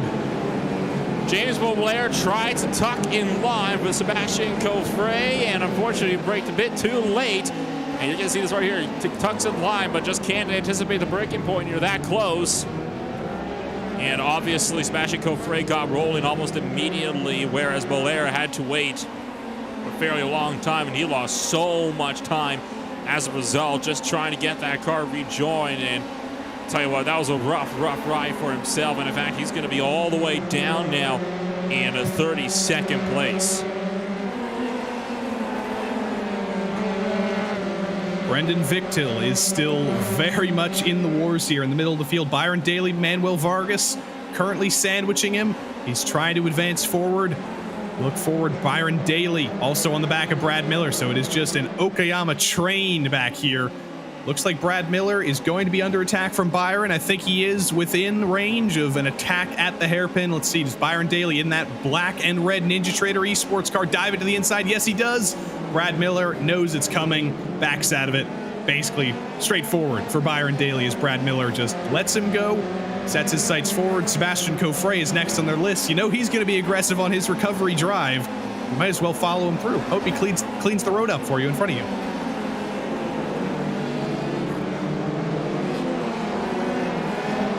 So far, a couple of different lines in that little chute just between the double hairpin section there, but for the most part, drivers are still keeping it nice and tidy with each other up here towards the front of this field as we continue to look backwards towards some of the passes further down. A lot of the action at the moment really is down in the back half of the field. The front half has got themselves spread out over a pretty sizable margin at this point in time, but even these back battles now starting to kind of shrink away just a little bit as we continue to work our way further through this race. There is Kwok Nin making a little peek to the inside of the 41 car there of Jake Potts. Thought about it for a minute. He decided against it.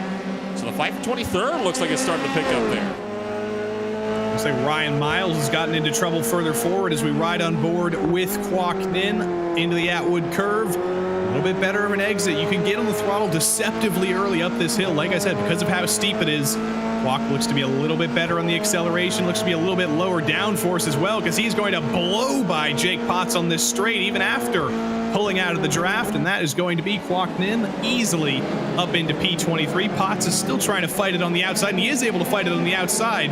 The lower downforce for Kwok Nin coming back to bite him, and what could have been an easy move has suddenly become much more difficult because Potts had the hairpin of his life. That was a fantastic braking zone. It's one of the trade-offs of having a lower downforce setup is you're going to find yourself with a lot lower cornering speed. You can see that here as Jake Potts even started to pull away a little bit of a gap there on Kwok Nin. And in fact, it looks like Jake Potts is going to hit pit road here. So Potts going to be the first driver for scheduled pit stops so far today. It's very early, though, for that in the race. I guess he's trying to go for the early pit stop strategy, apart from most people who tend to go for the longer one. Yeah, might just be getting out of traffic here. Of course, just like in the IRO 4 series earlier, no tire changes in F3, even in the worst of circumstances. We've had some hot track temps in this series before, and even then, it's just too much of a time constraint to put those tires on. So he'll take fuel. He's going to hope he can make it to the end of the race.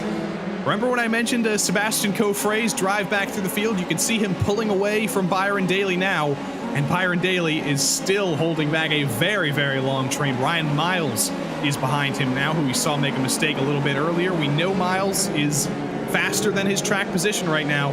Byron Daly has not proven easy to pass. And Ryan Miles tried to make a pass on Byron Daly earlier on in this race, and it didn't quite go to plan. In fact, he almost took himself out with another mistake, and that was what kept him behind. But like you mentioned, there's a big chunk of cars that are being held up all the way back to 22nd place from the 14th place driver. So I imagine all of these drivers want to find a way to get by the guys in front of them. But once again, those draft trains, it's very easy to get stuck in them because you're caught with that dirty air in the middle of these corners, but then you don't have enough straights to run them down either, so you're kind of just left follow the leader like what we see here.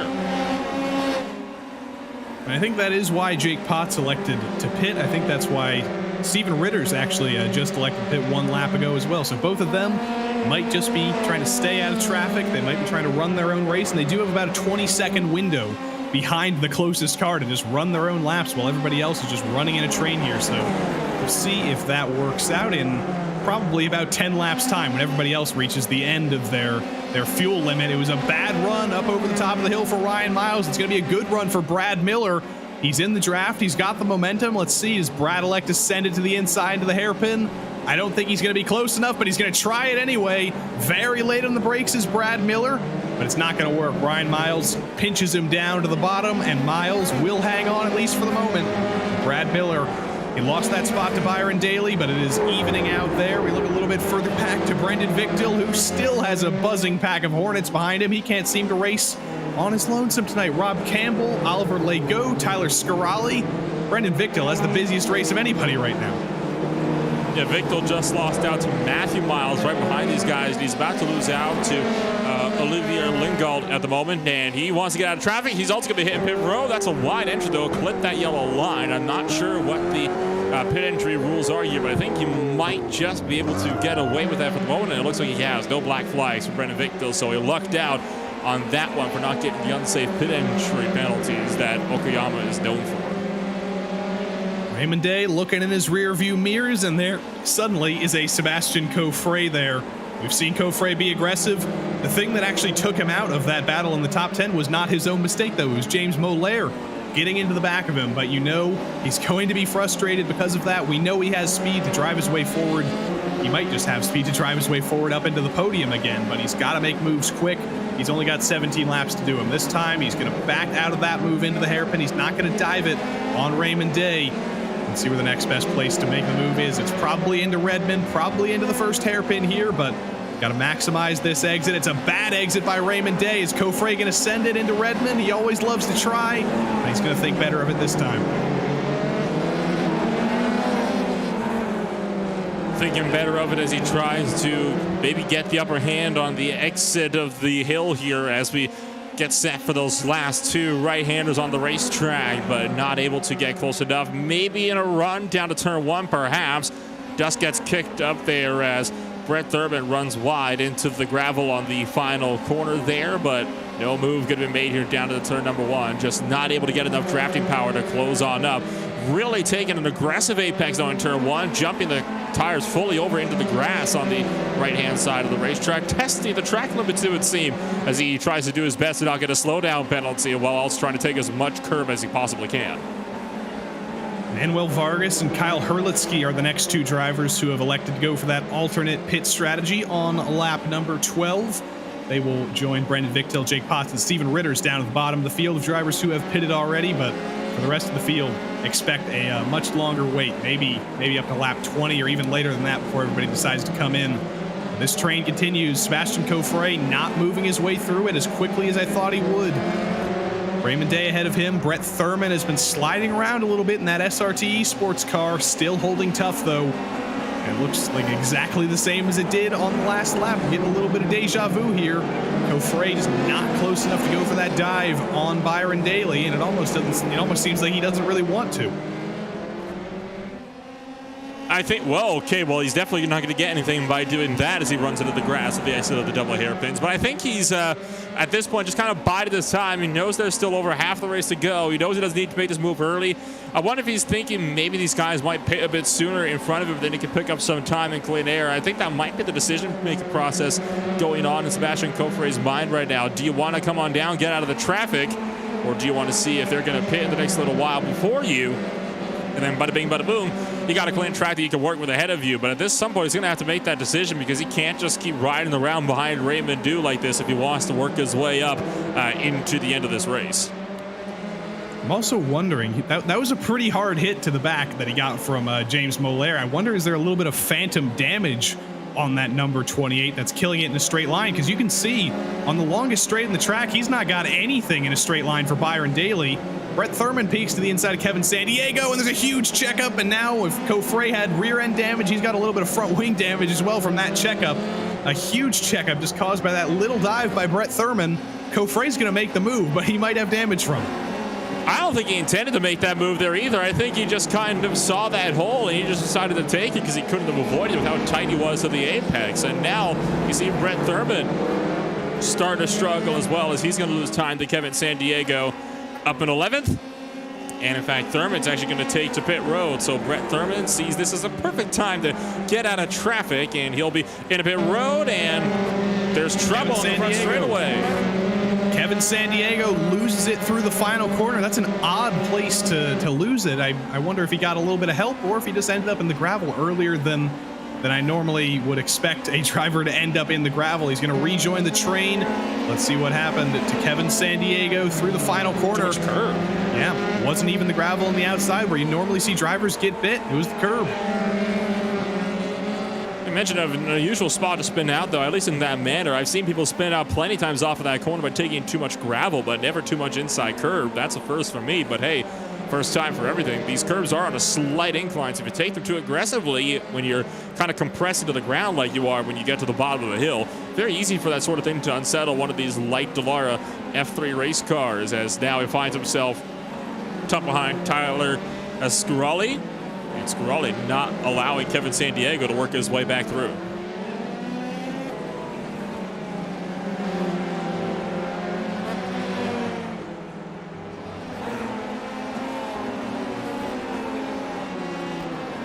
Chase is on. Kevin Sandiego peeks a little bit to the inside, but he's not nearly close enough. Scarali's going to lose it with a little bit of target fixation. That's Oliver Lego, I believe, ahead of them, who was spun around, or it may have been Rob Campbell. Either way, a car spins in front of both of these drivers. Scarali gets a little bit loose getting on the brakes. That's going to give Kevin Sandiego a little bit more, or a little bit less in terms of distance here. But let's see what happened to the 93 of Rob Campbell. Just a lazy spin on the exit of Redmond. That was very, very weird. I almost wonder if he downshifted a little bit late or something, because that was a very odd place to spin and a very weird way for an F3 car to go around. Yeah, no kidding. That was about the laziest spin you could probably have in cars like these ones. As checking back in on the fight for 20th place deeper in the field, this is Marc-Andre LaRoche trying to keep Rob Campbell at bay. Now for 20th place is on. A little bit of a clip to the gravel that time by for the 17. It's going to push him a little bit wide on the apex turn 5. Can Rob Campbell capitalize on that with the draft down the back straightaway? Going to make an effort to. Closing. Enough for the pass? Sure enough, lunges for the inside. But it's deeper on the brakes for Marc-Andre LaRoche, and he might actually hang on to that one from Rob Campbell. Great job keeping us surprised, Marc-Andre LaRoche. Later on the brakes than Rob Campbell, and the outside line in the hairpin, not optimal, but he makes it work. Marc-Andre, of course, didn't qualify for this race, and it's been a night of drivers who didn't qualify moving their way forward through the field, because he's up 11 spots or even more from the back of this grid. I think we also saw a dive on Rob Campbell from James Molaire, who's also moving his way forward after making contact with Sebastian Coffre at that very corner where he made the move. So a lot of drivers on recovery drives here, but there's only 12 laps to go, so their recoveries are certainly limited. Let's see if Molaire could get by LaRoche on this next lap. We know there's a slight pace difference, but Molaire might be riding damaged. He's much later on the brakes into turn 1. Molaire's going to get this move on LaRouche, I think, but LaRouche has proven tough to pass at the hairpin. He was very late in the brakes. Let's see where Molaire can do it. I think Molaire's going to have to improve on his braking game if he wants to try to find a way through, or he's going to get it here in turn number 5, and he actually is way to the inside. That's not a place the oxygen overtake is completed, but he's going to get it done. Now the question is, can Marc-Andre LaRouche be able to get him back in the run up towards the hairpin? He's not getting in the trap, so I don't think LaRouche has any interest in going after that battle. I think he's more than content to just let James Molaire go for 19th. I think he probably knows that they're running 2 different races there, so understandable. And Molaire sets his sights forward now on Kwok Nin and Kevin Sandiego and Tyler Scarali and all the drivers who are in a train a little bit further ahead. If you're wondering why we haven't updated you on the lead battle, that is just because it has been slowly expanding and expanding and expanding. I thought there might be a little bit closer of a battle in the early laps when Coffret was keeping Warring company, but he got eliminated. Fournier's fallen off a little bit now. 3.6 seconds has expanded as the gap for the lead. But there are still battles for these spots in the top 5. Ozzy Milwane now trying to hold off the hard charger. Barbagalata on his way forward. He's going to be in the draft here. He's within a critical about 0.3 of a second. See if Barbagalata is able to send it into the hairpin. He's closing. He's closing. He's closing. He peeks to the inside. He's going to be late in the brakes, and Ozzy Milwane knows that move is coming. Book Barbagalata into 5th. Up in 5th place for Barbagalata as he tries to run down the rest of the drivers now in this field. Barbagalata, of course, started way back in 2nd place. He fell to 9th, and now he is gradually picking his way through the field, and he just found himself breaking into the top 5. But at this point, 7.5 seconds back. I think the chance of a race win is kind of out of the question, as Andrew Warring 3.7 seconds clear of just Alex Fournier in 2nd place. Juan Coffret is definitely keeping Fournier company, though. That gap has been about 0.8 of a second for basically the entirety of this race, ever since they met each other for 2nd and 3rd. So we could duplicate that very finishing result from last week. It could be Waring, Coffret, Fournier again. Right now it's Waring, Fournier, Coffret. We'll see if that changes at all. Cody Grams is on pit lane. He's the first driver from the top half of the field to come down pit lane. We'll see how long he is in his pit stall, 5.3 seconds. So take that into consideration, and we'll think about that once everybody else comes down in the pit cycle coming up here soon. There's no gaps that I think are really be maked. What's the past tense of make? I can't even think of that right now, but make or break. I don't even know where I'm going with this, but the pit cycle's coming up soon. Nolan, save me. I think you're correct on maked. I can't think of anything like that, but I'm going to take up Google, see if I can embarrass you with that. Of course it's made. Of course it is. You forget how to say words when you're commentating races, and Michael Broomhead, unfortunately, has swept up a little bit of gravel on his tires. Now we got something to talk about that isn't past participles of verbs. Broomhead, Daly. Byron Daly's going to peek to the inside of Raymond. He's going to peek back in line because that move wasn't going to work, but Broomhead's struggling just a little bit, and you have to wonder, is he pitting now to minimize his losses? He almost loses another spot as Day locks up. He is holding up a train here, and he's going to elect to not bring it down pit road. He keeps on going. He's going to keep going around.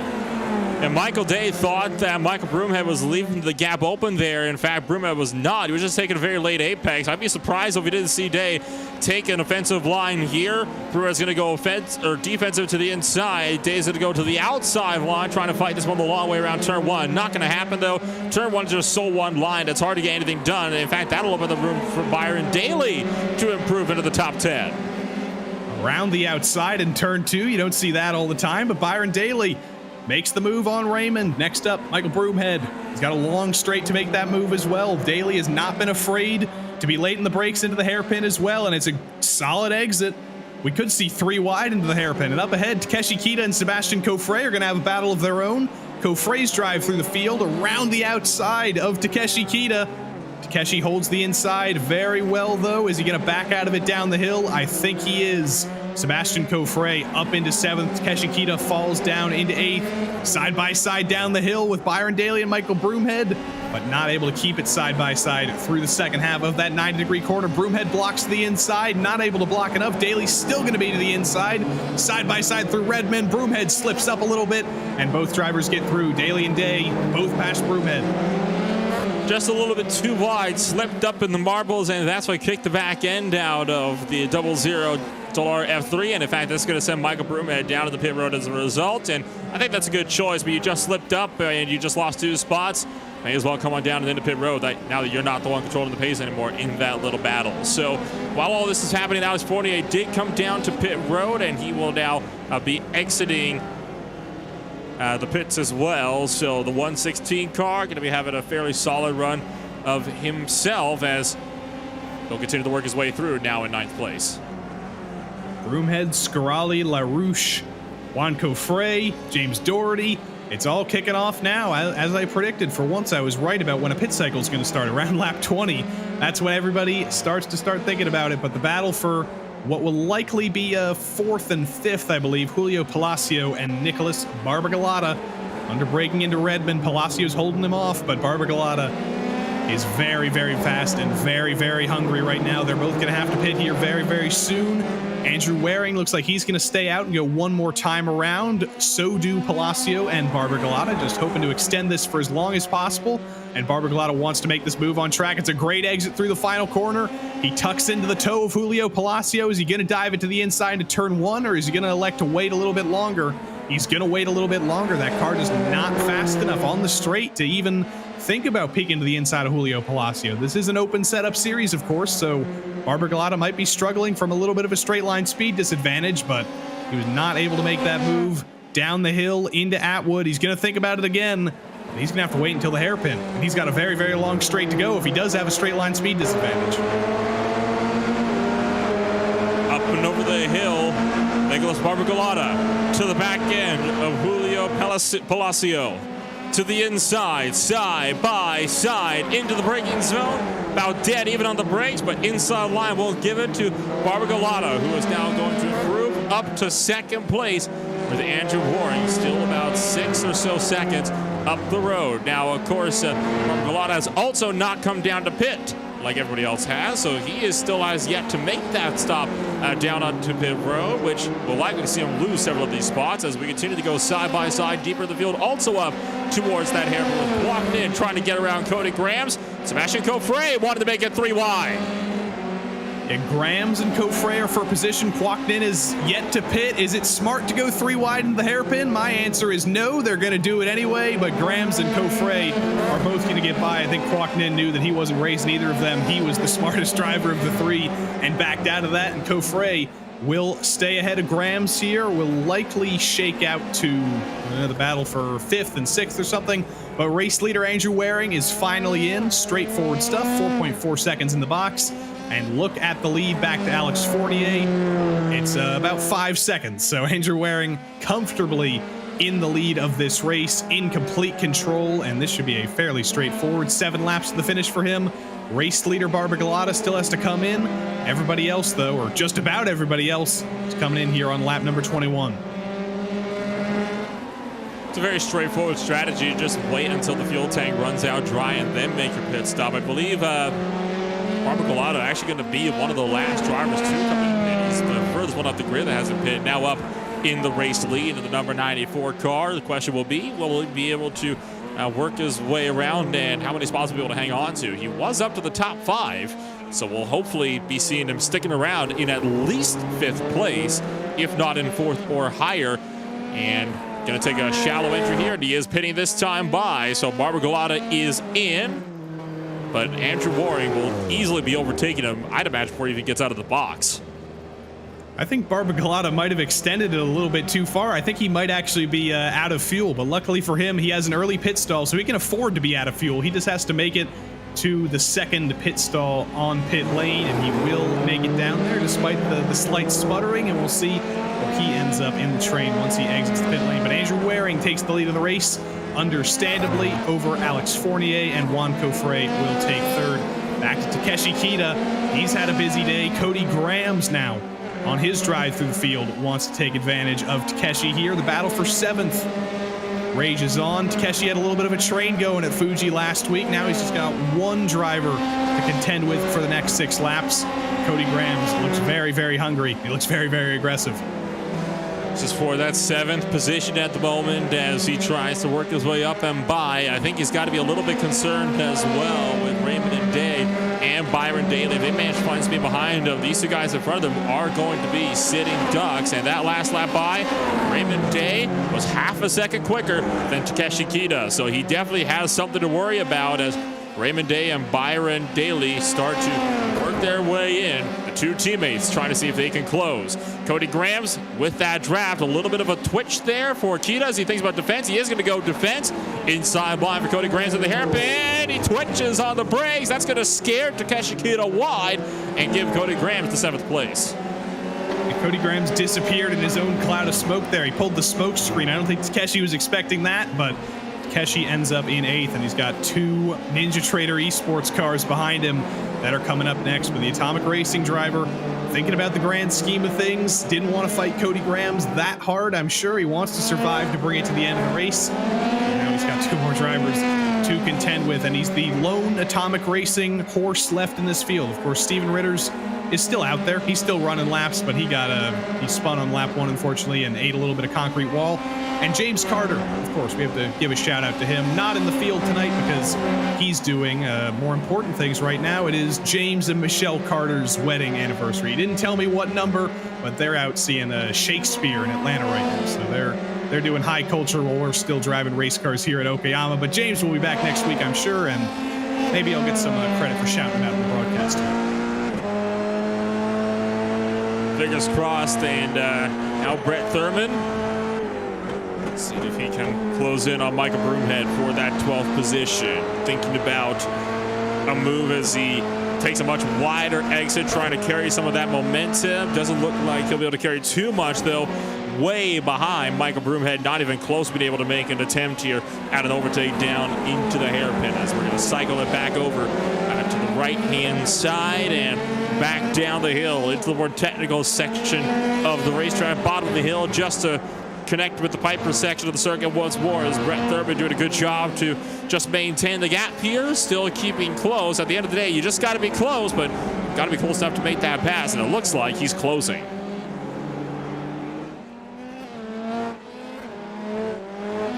Broomhead still just slipping and sliding a little bit through that second hairpin, through the final 2 corners. Looks like he's got it worked out just a little bit. So speaking of Shakespeare, that might have been much ado about nothing for me because he's actually recovering and pulling away from Brett Thurman here. He disappears under the spectator stands, a packed house here at Virtual Okayama. You always love to see that. You always love to see Hugo's graphics card struggling with all those people. But the battle for 4th, Barbagallotta's back. After that pit cycle, he's got to pass Ozzy Milwain on track once more. In the draft, down into the hairpin. He's made multiple passes here before. He's going to go for it again. Later on the brakes than Milwain. Milwain's not going to fight it this time either. Barbagallotta up into 4th. Probably not enough time to go chase down Juan Cofre for 3rd, but P4. It's been a solid recovery day for Barbagallotta. Well, a bit of a and he twist almost that just time. threw it away. Yeah, it took too much curve on the exit, and a bit of a twitch there for Barbagallotta will allow Ozzy Milwain to just close that gap right back down in the end. Gotta be careful, even late in the race like this, especially late in the race like this. So you see now Ozzy Milwain applying that pressure. If he can stay close here through these last couple of corners, he could battle back into turn 1 and put Barbagallotta back down to 5th, but he's too wide on the exit of the final corner. That's actually going to give advantage to Barbagallotta all the way down to turn number 1. So the 94 with a lucky escape there. He's got to hope, though, he doesn't make another mistake like that. You saw how much time Milwain closed in. If he makes another error like that, Milwain's going to be all over him. Now, one more mistake, and it could be Love's Labor's lost for P4.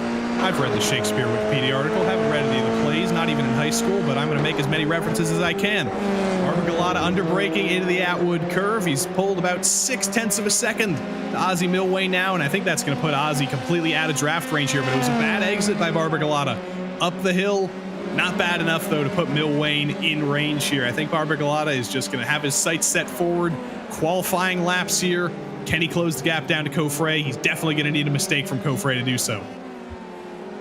absolutely agree on that one. And at the moment, it doesn't look like he's going to be able to get that mistake here, as it's been smooth sailing for these guys for the last little while, and they've been only extended that gap for the time being. So I don't think that mistake's going to be coming up anytime soon, unless he really has a lapse of concentration here within these last 2 laps or so. It's hard to believe that already 26 laps have flown by, and it hasn't even been a half hour, or it's actually been just over a half hour at this point.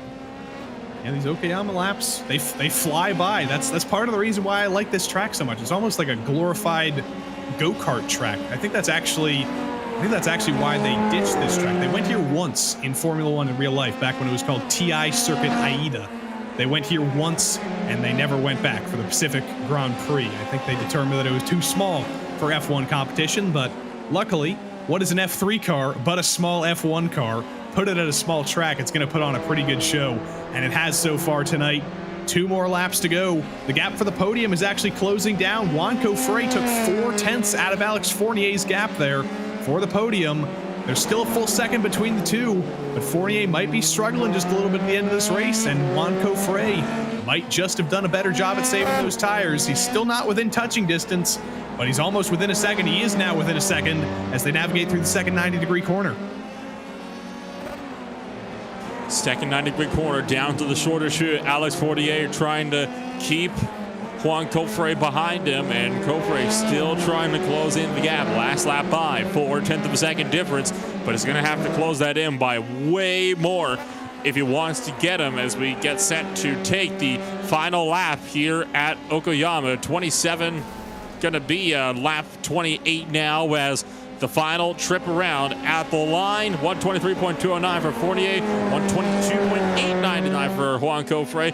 Gap is still closing, still another 3/10 lost. That's not nearly enough, though, if he wants to catch up to second place. Juan Cofré is going to need to absolutely nail the Atwood curve or hope that Alex Fournier makes a mistake. But if you're hoping for Alex Fournier to make a mistake, you're going to be waiting for quite a long while. He is going to nail it there. Up the hill, it's going to be 0.8 of a second back to Juan Cofré, and now I think he's got nothing to worry about. It's so difficult to pass through the final sector of this track. It should be comfortable sailing for Alex Fournier to the finish, unless he makes a mistake, of course. But a driver who has made no mistakes for the second week in a row, Andrew Waring. We started this broadcast thinking that he might have fallen back a step after last week at Fuji. He was running about 6th in qualifying for the longest time, but with 10 minutes to go, the second we hit start on this F3 broadcast, he puts it on pole, and he never looks back. 7 seconds has been the gap expanded to Alex Fournier over the course of tonight. Through the final 2 corners, for the final time, Andrew Waring goes. 2 weeks in a row. It's a doubleheader in Japan. He clips the gravel for good measure. Andrew Waring is victorious at Okayama, and he is going to be dominantly in the lead of this championship. 2 wins in a row. The second and third podiums are going to switch this week. Alex Fournier goes from 3rd to 2nd. Juan Cofré goes from 2nd to 3rd.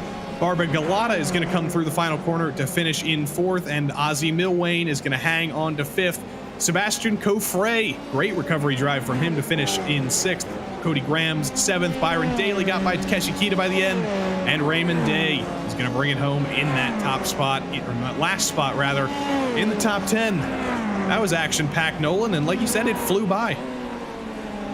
Flew by is a bit of an understatement on that one. What a race that we have just had, though, here from the Okayama International Circuit, as one by one drivers continue to cycle their way across the line. It has been a phenomenal race so far for everybody in this field, and I have a feeling one of these drivers might end up on a slower run than most, as you can see a lot of these drivers still across the line. One of those drivers not included in them, though, is James Dougherty, who's out of fuel. I think Barbara Galata might have run out of fuel coming into his pit stall, and unfortunately James Dougherty has found the fuel struggles later on in the race. Richard Swindells crosses the line, and I believe that will be everybody. Andrew Waring victorious at Okayama over Alex Fournier, who held off Juan Cofré at the end there. Barbara Galata, another drive back forward through the field. We'll see if he can keep his true pace in a battle for the win next week. And Ozzy Milwane was 5th. Sebastian Cofré drove back up to 6th. Cody Grahams, like I said, was 7th. Byron Daly got by Takeshi Kita for 8th. Takeshi Kita was 9th, and Raymond Day was 10th. Fastest lap, by the way, went to Barbagalata on the second to last lap, so that's how hard he was pushing. Michael Broomhead was 12th behind Ryan Miles. Brett Thurman ended up in 13th, and Olivier Legault was 14th. Brad Miller, Kevin Sandiego, 15th, 16th. Tyler Scarali, James Molaire, Brandon Victil, and Rob Campbell all ran into assorted amounts of trouble. They were the top 20. Manuel Vargas, Kwok Nin, Marc-Andre Larouche, Julio Palacio, Stephen Ritters, James Doherty, and Richard Swindells were the last drivers on the lead lap. Matthew Miles went 1 lap down. Matt Brewer went 6 laps down. Lucio Vargas was also 6 laps down. And the rest of the used car lot here, Jake Potts, Kyle Herlitzky, and we saw Michael Coffray end his day in dramatic fashion. That rounded out 33 drivers who started this race tonight. And as we wait for the podium drivers to come talk to us, Nolan, I'm sure they will be here with us soon, but just absolute dominance by Andrew Waring for 2 weeks in a row. There's still 8 weeks left in the season. There's still 8 different tracks to go, but it's going to be pretty darn hard to beat him for this championship.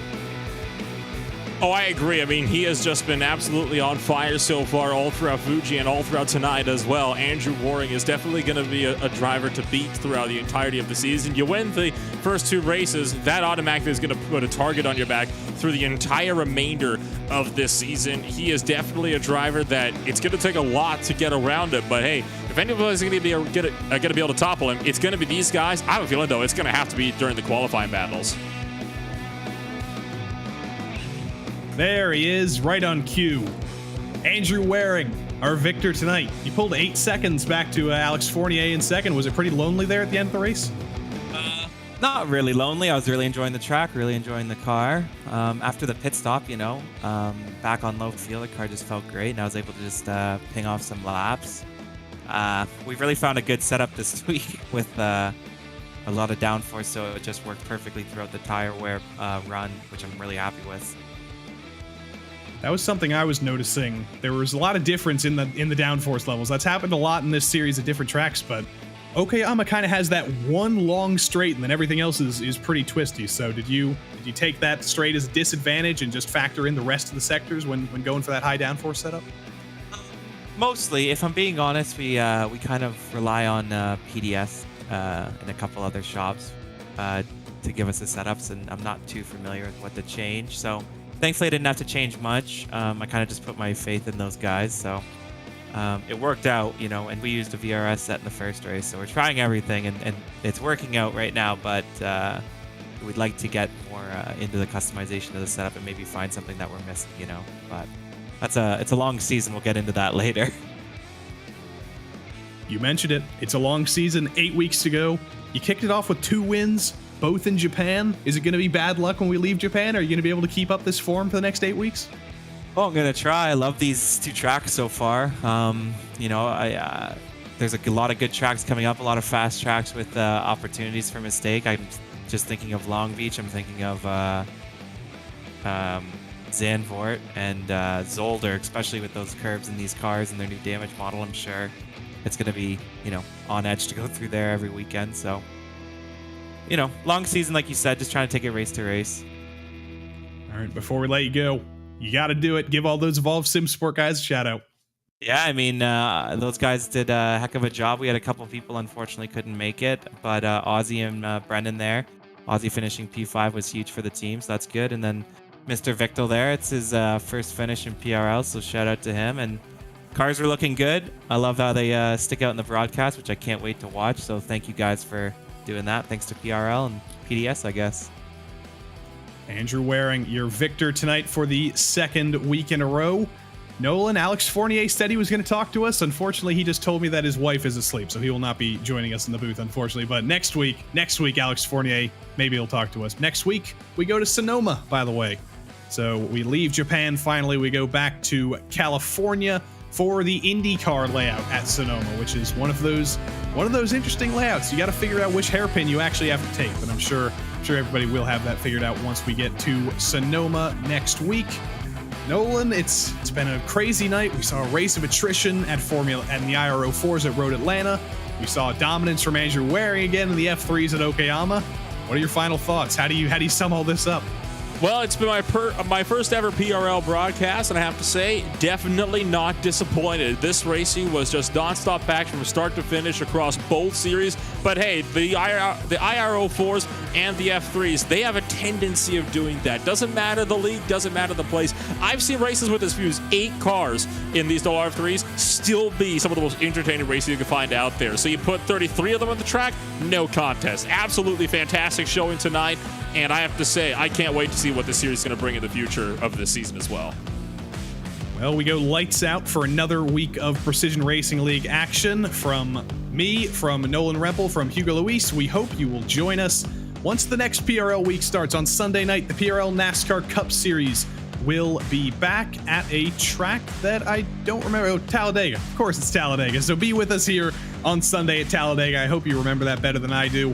And we will see you then. We'll see you next week for more Formula 3 and IRO4 action on Thursday nights, but 5 nights a week, PRL action here on RaceSpotTV. We hope you'll join us for every single one of them. Until next time, so long.